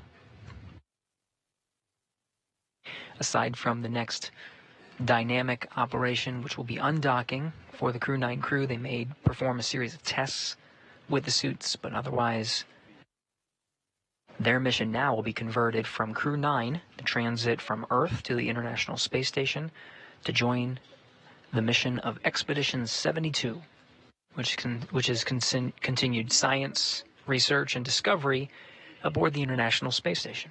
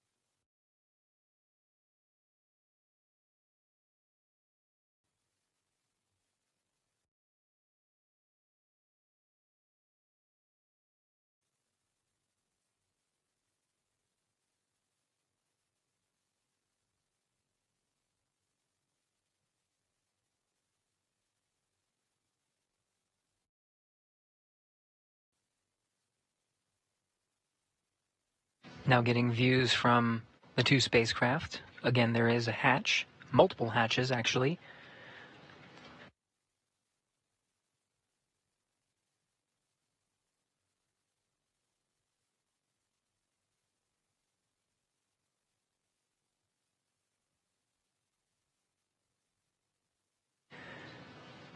We are seeing that the A-Pass hatch is open on the International Space Station side. The vestibule in between the two spacecraft have been pressurized to meet that of sea level on the ground.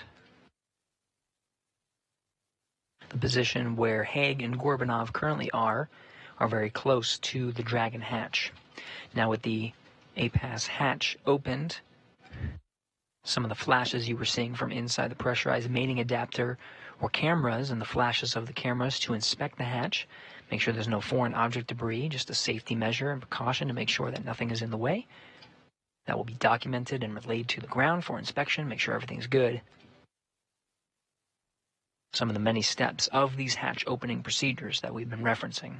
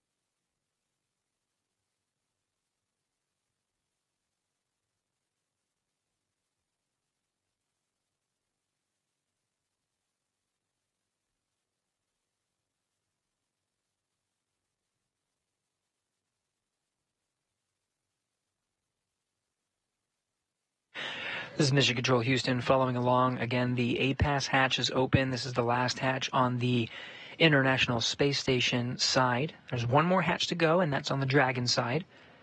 Nick Hague and Alexander Gorbanov currently waiting patiently inside Dragon Freedom, going through their incremental steps to make sure the hatches can be opened at a safe time. You saw the NASA astronauts in the pressurized mating adapter bring in a white cloth. This is part of the procedures of outfitting the hatch for ingress.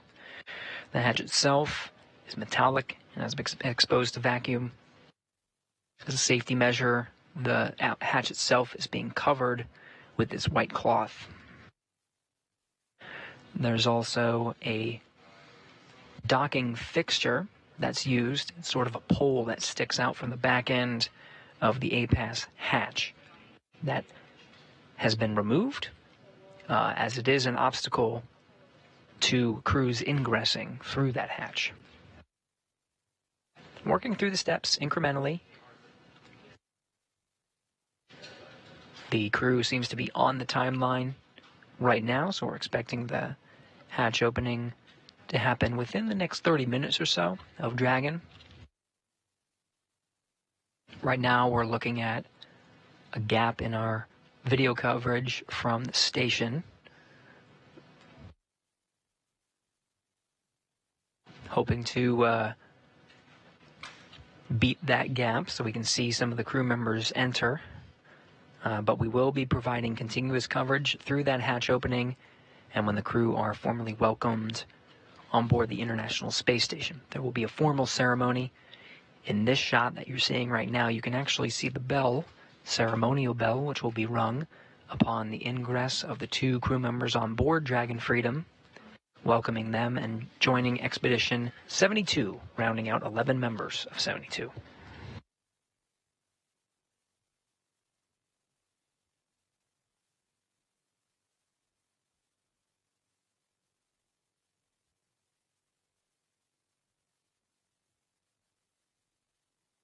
Three-box view that you're seeing from inside the station on the bottom right, inside Dragon, bottom left.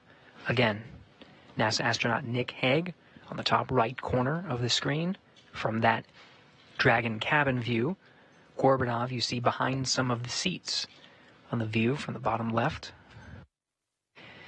And we are seeing Dragon illuminated by the sun a little bit until an orbital sunset. As expected just minutes from now, the views on the outside of station will become a little darker as the station and Dragon pass 260 statute miles over the northern Atlantic Ocean.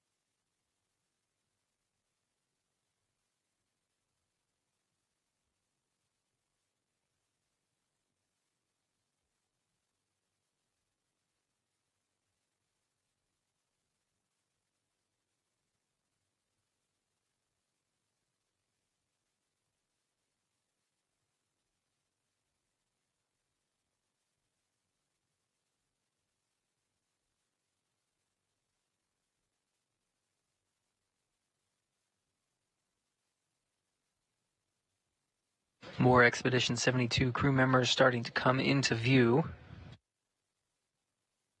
In the red shirt there on the left, Roscosmos cosmonaut Alexei Ovchinin, former crewmate of Nick Hague. On his Soyuz flight to the International Space Station, they rode together aboard a Soyuz to the International Space Station and joined for their expedition before returning, now reunited in space.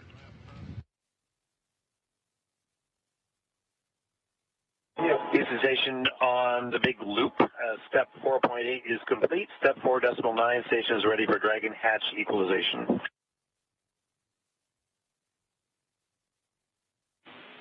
We copy, Mike. We are not quite ready on our side. We'll let you know when we are. Holding at 4.9.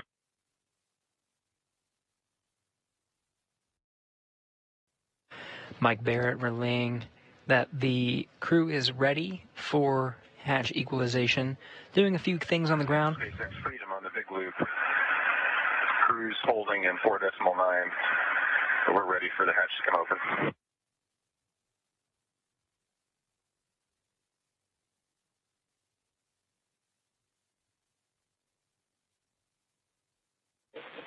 All right, SpaceX copies. We'll be waiting for the ground to be ready for equalization, and that's going to keep us in section 6 of 4.400. You'll see state commands and the state change in step 6.2 when we're ready to go.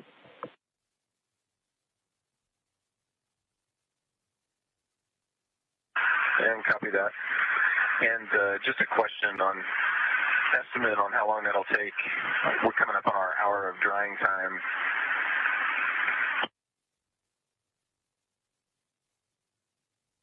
Now check that. We got 15 minutes. We'll just wait. Copy. Yeah, we're still a few minutes away from stepping into equalization, and we're tracking about just over 14 minutes left in dry time. We'll see if those deconflict, but we won't let the suit drying stop us from proceeding if we're already ready to step into that.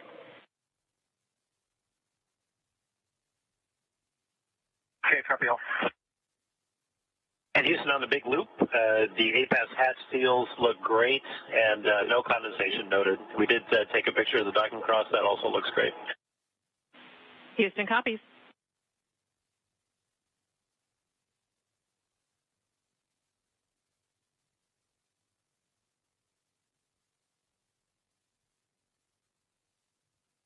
Crew aboard Station and Freedom eager to open up that hatch. Just need to make sure everything's set on the ground. Teams are carefully analyzing all the data to make sure they are ready for that hatch equalization. In the meantime, you saw the crew did an inspection of the APAS hatch, the one that's open there in the background, just on the far end of the pressurized mating adapter. That has again been outfitted for safety precautions with claws. The docking cross has been removed, an obstacle from egress. In addition to noting and inspecting the APAS hatch, taking photographs for the ground to analyze, the crew did report that the APAS hatch looks great. Good news. And allows for the teams to continue towards an on-time opening of the hatch and welcoming of the crew aboard the International Space Station. Again, Haig in the background of the Dragon cabin shot. Gorbanov there in the foreground. Aboard in Node 2, International Space Station. On the right, NASA astronaut Don Pettit, part of the Soyuz crew that recently arrived aboard the International Space Station, commanded by Alexei Ovchinin.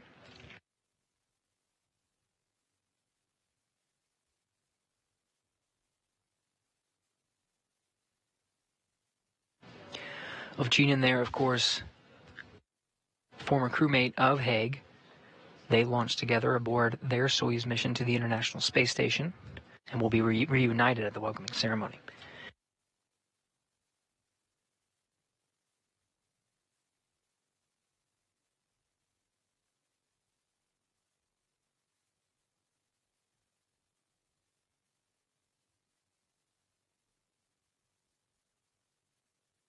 Haig and Ovchinin did, of course, have an abort after the launch of their Soyuz MS-10 mission. But both of them did get to go up and join the crews of Expedition 59 and 60, launching successfully aboard Soyuz MS-12 and completing their expedition aboard the International Space Station and safely returning to Earth. Again, the two reunited in space.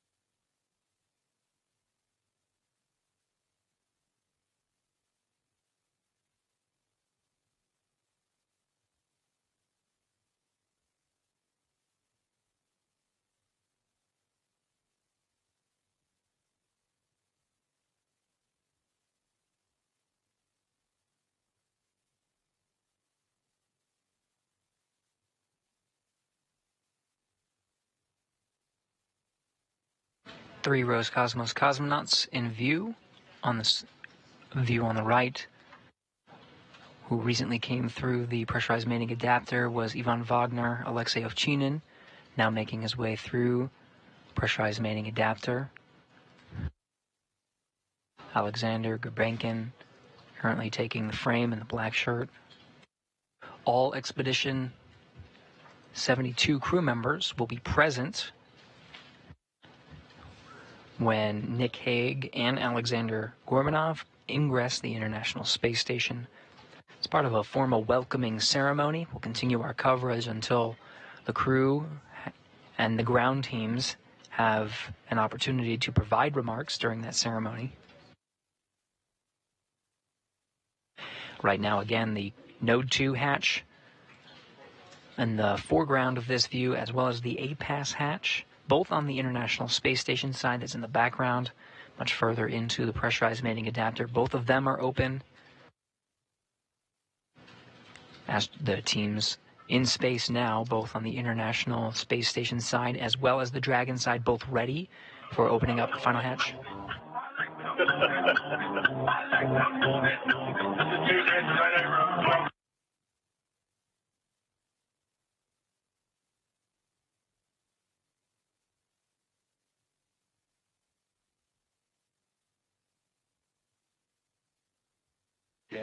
So again, the astronauts in space are ready to go, just waiting for those ground teams and finding ways to pass the time. Station and Dragon Houston on the big loop. Stand by for equalization. We're expecting it to take 3 to 4 minutes.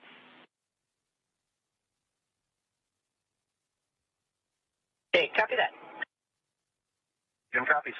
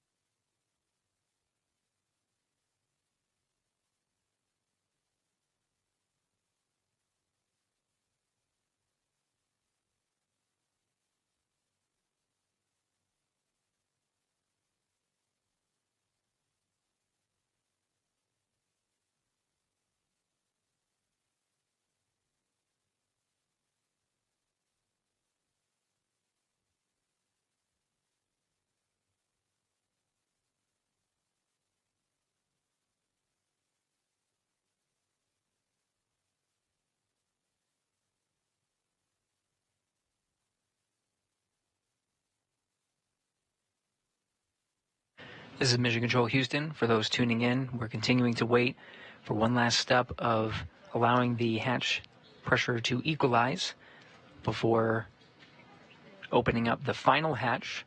We've been working through hatch opening sequences over the past hour or so, about an hour and a half since docking at 4:30 p.m. Central Time. The ground teams have instructed the astronauts on board to wait till equalization is achieved before proceeding to open up with the hatch. Hoping to hear that call momentarily. This is a view from inside Dragon Freedom. NASA astronaut Commander Nick Hague in the background there on the comms. Mission specialist Roscosmos cosmonaut Alexander Gorbanov there in the foreground.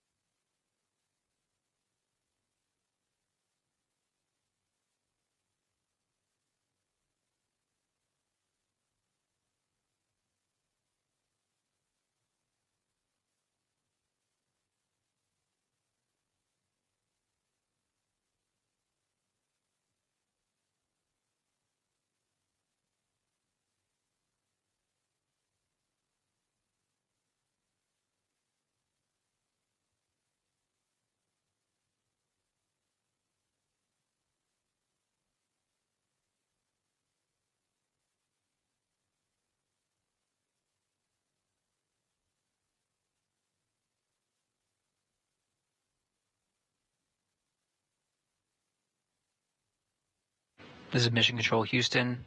You're getting views from both inside the Dragon Freedom cabin as well as from inside the International Space Station Node 2.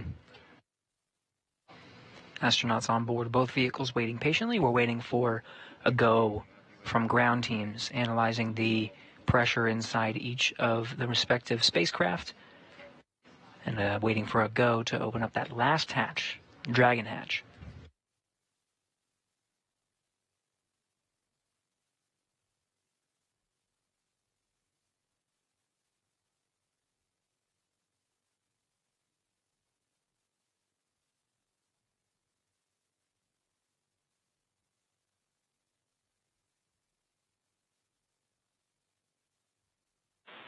Freedom, SpaceX for suit dry. Freedom's with you. All right, we're happy with the suit dry timer now, so you are go for commanding the suit fan off before we step into hatch opening.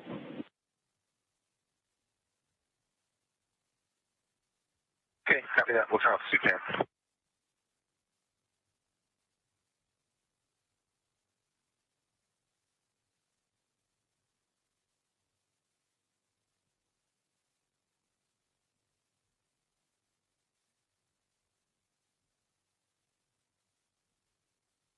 See NASA astronaut Nick Hague working on the displays, the console there inside Dragon Freedom. The command to disable those suit fans is on that console. Suit fan and suit drying procedures are done after doffing suits through various phases of space flight. For these two astronauts, after doffing the suits after orbital insertion, suit drying was part of the procedures there as well, before they were once again donned prior to the approach initiation burn. Those suits were doffed again after the docking sequence was complete. That includes a soft capture. Freedom SpaceX on the big loop. We see those suit fans are off. So at this time, you are go for hatch opening per the decal, followed by the remaining actions in 4.400, Section 6. And copies, we're going to open the hatch per decal and then the remaining steps in section 6, 4.400. Good, readback, and we'll just follow up after hatch open on the completion of 4.012 as well, but we can go ahead and step into the hatch ops. Okay, copy that.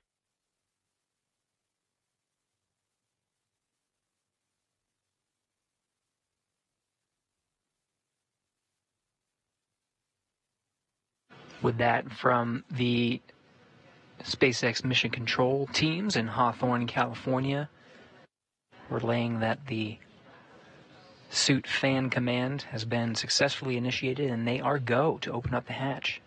We got a great view from inside the space station here, and we're starting to see it illuminate.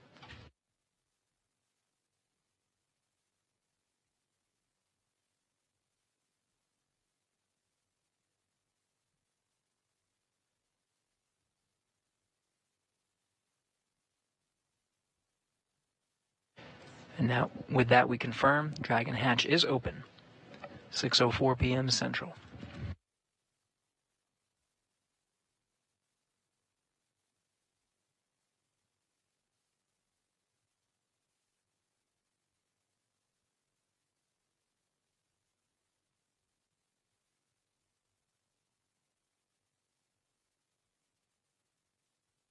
SpaceX Freedom hatch is open.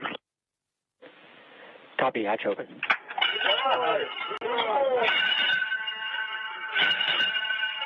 Freedom arriving. The bell has been rung. Alexander Gorbanov, the first through of Crew-9, being welcomed by Expedition 72. Next up is Crew-9 Commander Nick Hague. Crew-9 now aboard the International Space Station and joining Expedition 72.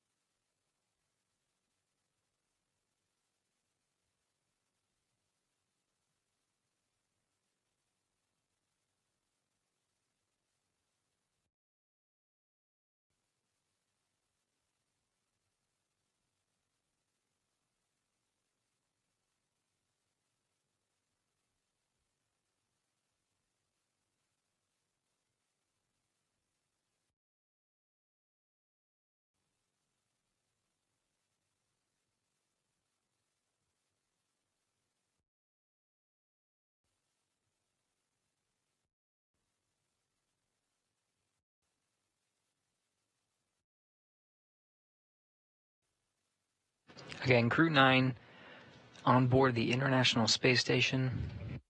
That ingress coming shortly after the hatches were opened at 6:04 p.m. Central Time, being welcomed by the crew of Expedition 72.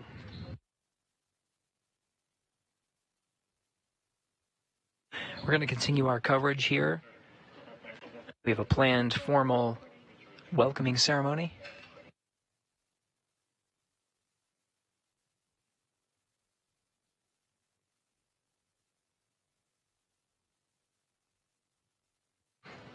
However, we are coming up on an expected gap in our video communications from the International Space Station. So just as the crew was patient with the hatch opening operations, we will be patient with the crew setting up for the welcome ceremony when we recover that video just around shortly after 6:30 p.m. Central Time.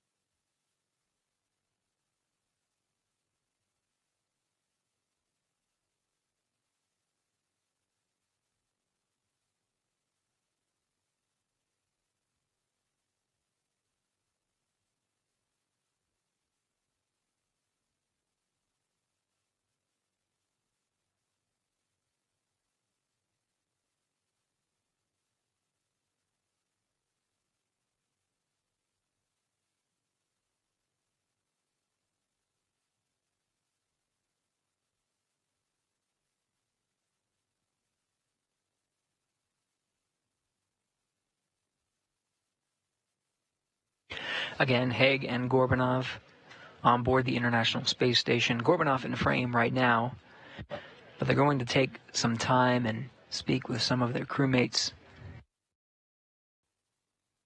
But we will be continuing our coverage through the formal welcoming ceremony.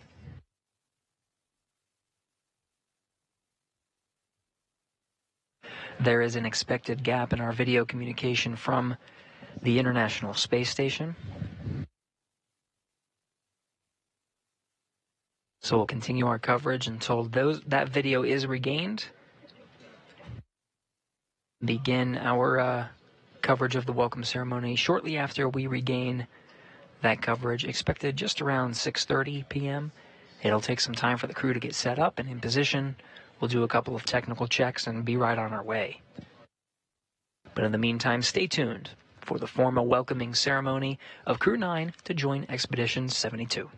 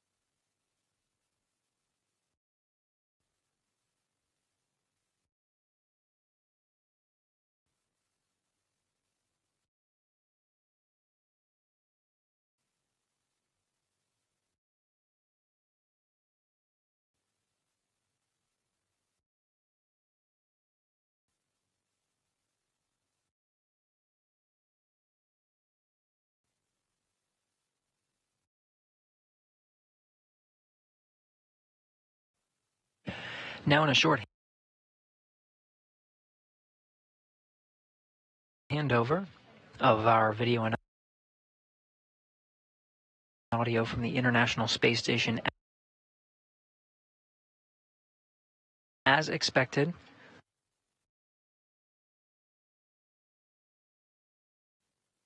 this was tracked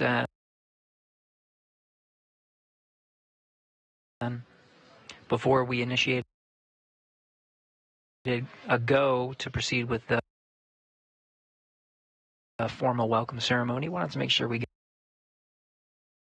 good views from inside.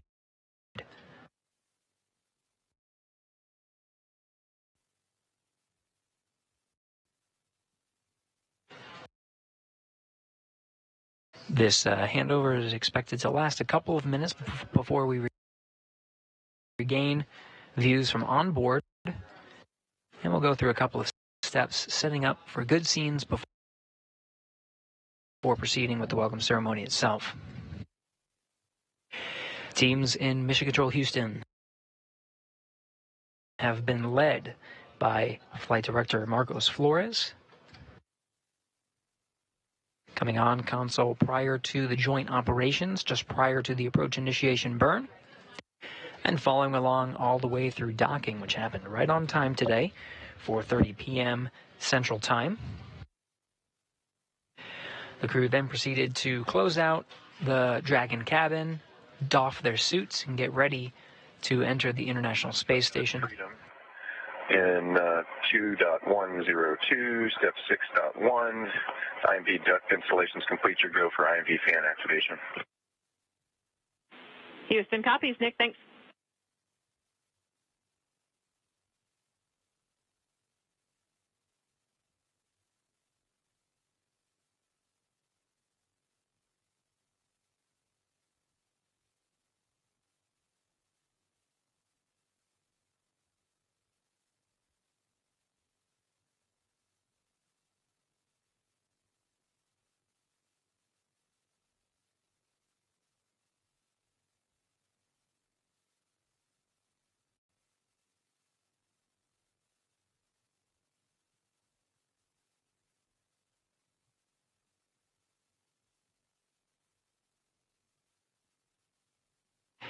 Getting views from on board the station now, before the formal welcome ceremony, just getting a head start on some of the procedures.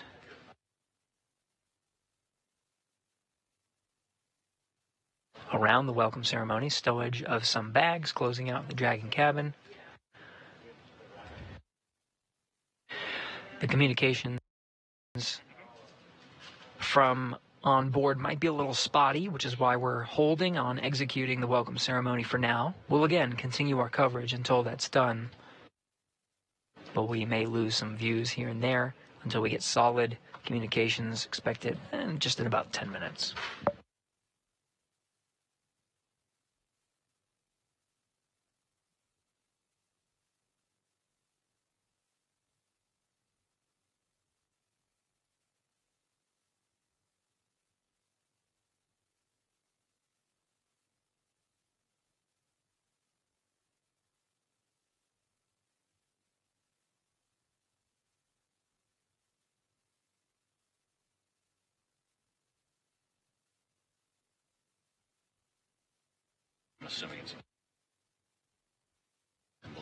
The two Dragon commanders now inside Freedom. Commander Nick Hague inside the Dragon that he just took to the International Space Station with mission specialist Alexander Gorbanov as part of Crew-9, Matt Dominic, the commander of Crew-8. Today begins a 1 week long handover period to set Crew-9 up for success as they join Expedition 72 and continue a long-duration stay aboard station of science and discovery. NASA astronaut Matt Dominic, commander of Crew-8, will wrap up his stay aboard the International Space Station and as part of Expedition 72. And he, along with his Crew-8 cadre, including Mike Barrett, Jeanette Epps, and Alexander Gurbankin, will take their SpaceX Dragon back to Earth, splashing down off the coast of Florida. That Dragon is Dragon Endeavour, currently docked to the zenith side, or the space-facing side of the International Space Station. As expected, communications are a bit spotty. We're losing video incrementally from the International Space Station. Should be a little bit more steady about 10 minutes from now, maybe less than 10 minutes. Again, this is a live view from the International Space Station flight control room. Teams here have been overseeing Dragon's approach and docking. SpaceX Freedom. I was just looking for a go to get into location 23 and cover up my LIO before the timer expires.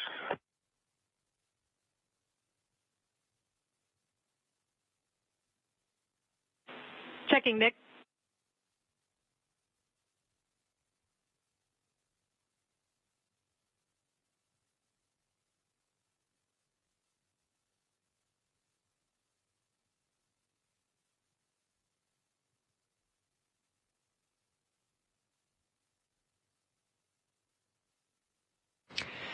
Teams in this room, again, as part of Orbit 3, the shifts in this room are 24/7.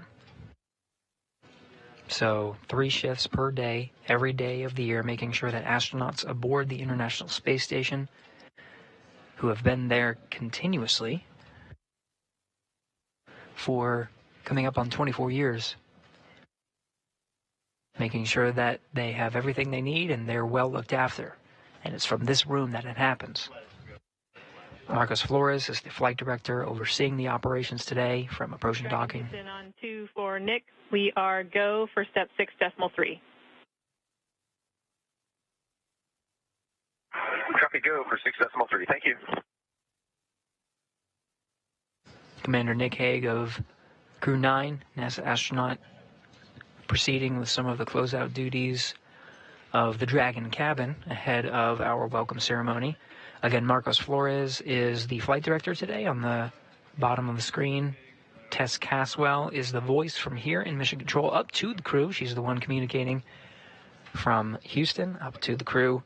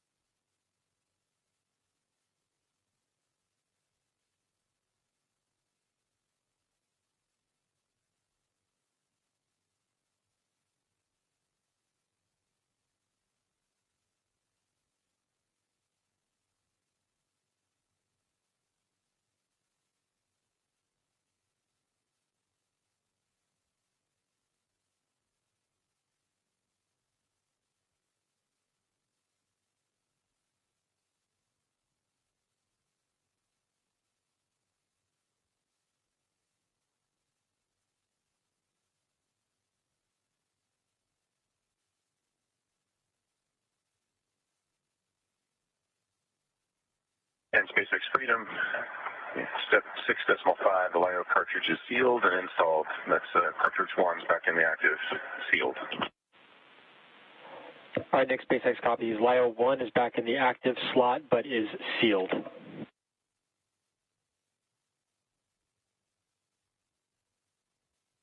Good readback.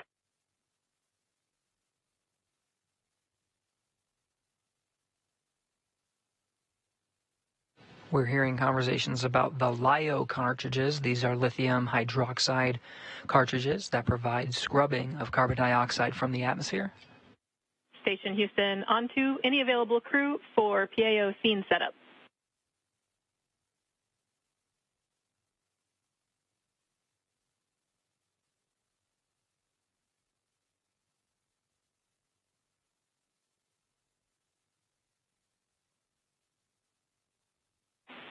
Jeanette, we are looking to zoom out the Node 22 HD camera a little bit so that we can be sure we'll fit everyone into that view for the event.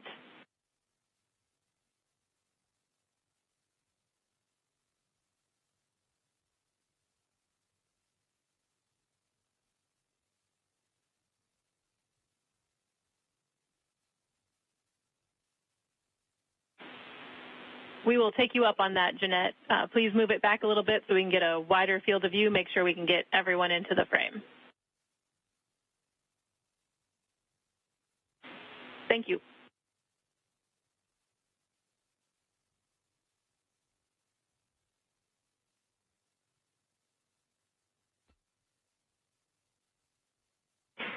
Thanks, Sunny. We copy.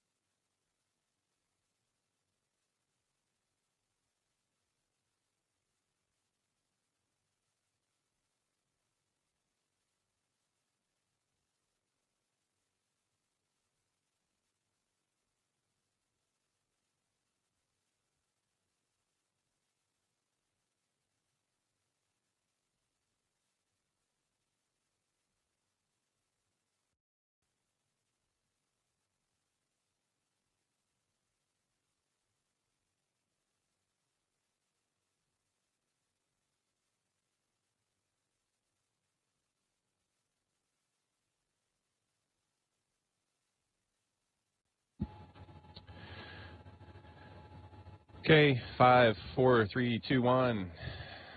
How am I coming through?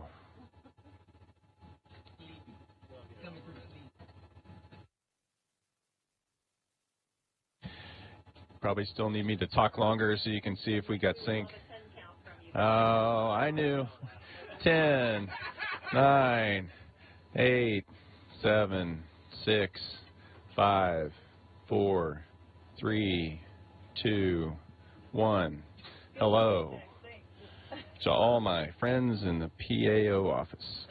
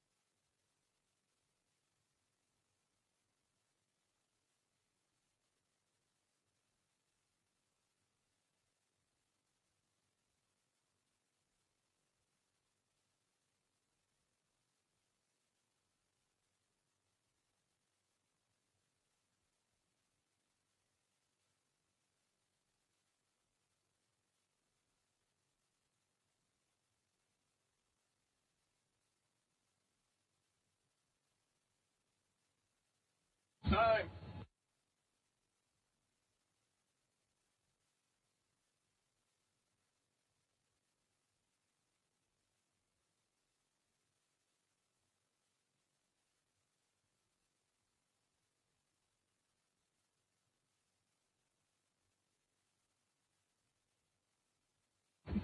Houston, are you ready?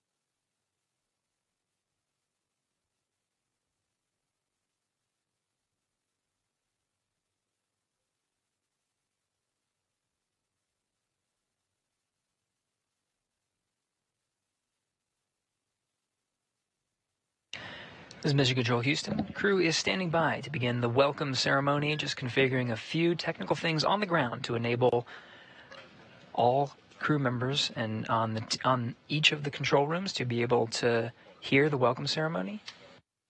Just stand by a few minutes. We'll be beginning momentarily.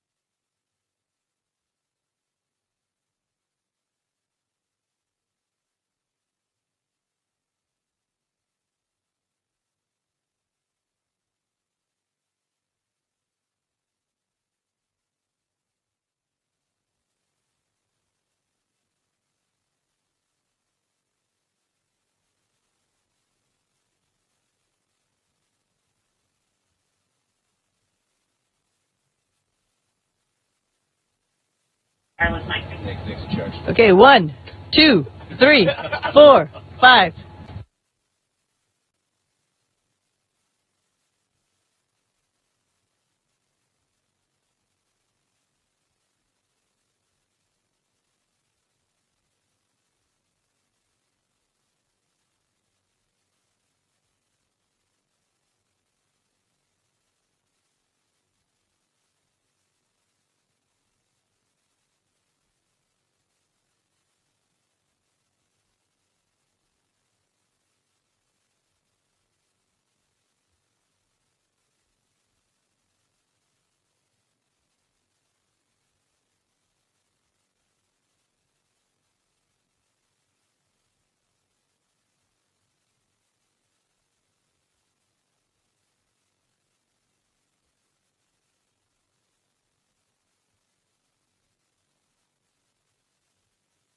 Tracy Terry, all I heard was Tracy Terry. Очень хорошо.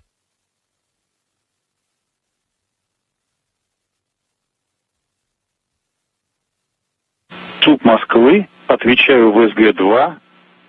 Проверяем связь. 1, 2, 3, 4, 5. Как вы слышите меня? Отлично.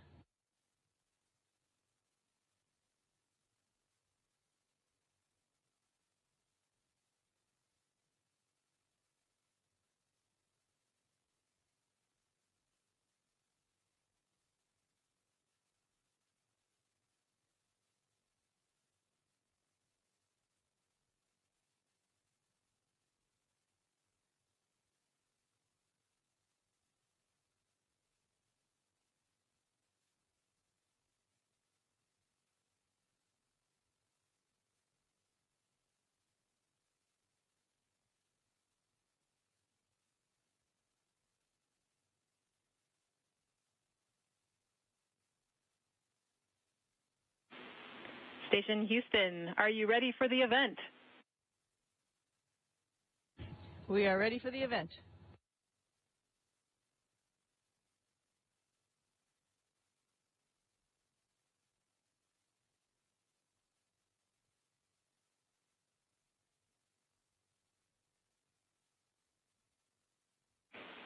Station Houston, we are ready as well. Over to you to welcome the new members of the crew.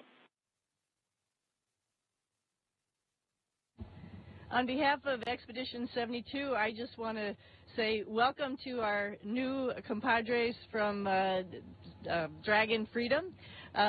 Alex, welcome to the International Space Station. And Nick, welcome back home to the International Space Station. It's great to be here with bringing the 72 back up to 11. Thanks, Sonny. Alex and I had a smooth ride up here, and so first off, I just want to say thank you to the teams that got us ready to fly Freedom to the station, and it was a awesome ride. And coming through the hatch and seeing all the smiles, and as much as I've laughed and cried in the last 10 minutes, I know it's going to be an amazing expedition, so I'm really looking forward to getting to work up here. So I'm very happy to be here in this huge, amazing laboratory, International Space Station. And I'm looking forward to working with this crew, Expedition 72, and with people who are supporting us on the ground, МСС Houston, МСС Moscow. Также хотел поблагодарить НАСА вместе со SpaceX и Роскосмос, которые продолжают сотрудничать по программе МКС, продвигают науку, эксперименты космические вперед. И хотел поблагодарить всех родных и близких за то, что меня поддерживали в этом путешествии, которое только начинается. Завтра первый рабочий день. Начнем работать. Спасибо.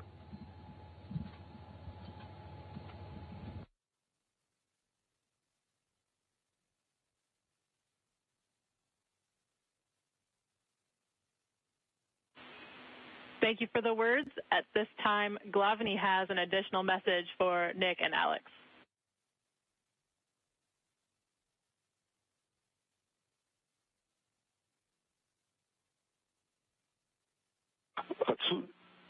ЦУП Москвы на связи. Я надеюсь, вы меня сейчас хорошо слышите. Я приветствую всех. Здравствуйте, добрый вечер. Ника и Александра, мы приветствуем отдельно, особо, поздравляем с благополучным прибытием на борт и началом космической вахты. Удачи вам. Долгим разговором сейчас утомлять не буду, потому что, понимаю, насыщенный день, вы устали. Благодарю за внимание. Удачи, удачи, еще раз удачи от всех нас. Мы на связи и готовы вам помочь всегда.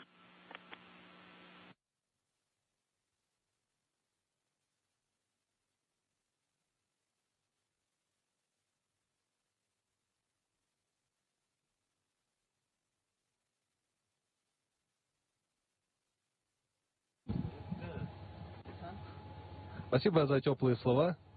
Будем работать с завтрашнего дня, да. Начнем космическую вахту, посмотрим, сколько продлится.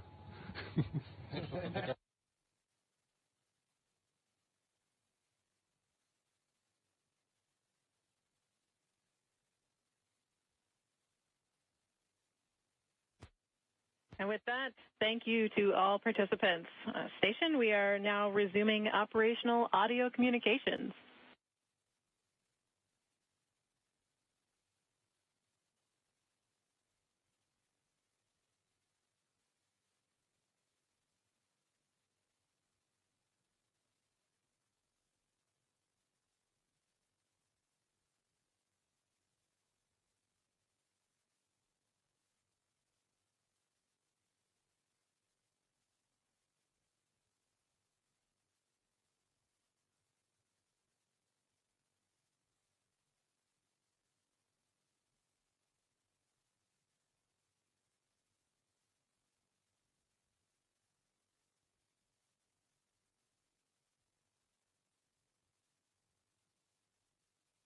Crew-9 now formally joining Expedition 72, 11 crew members aboard the International Space Station and beginning their one-week-long handover.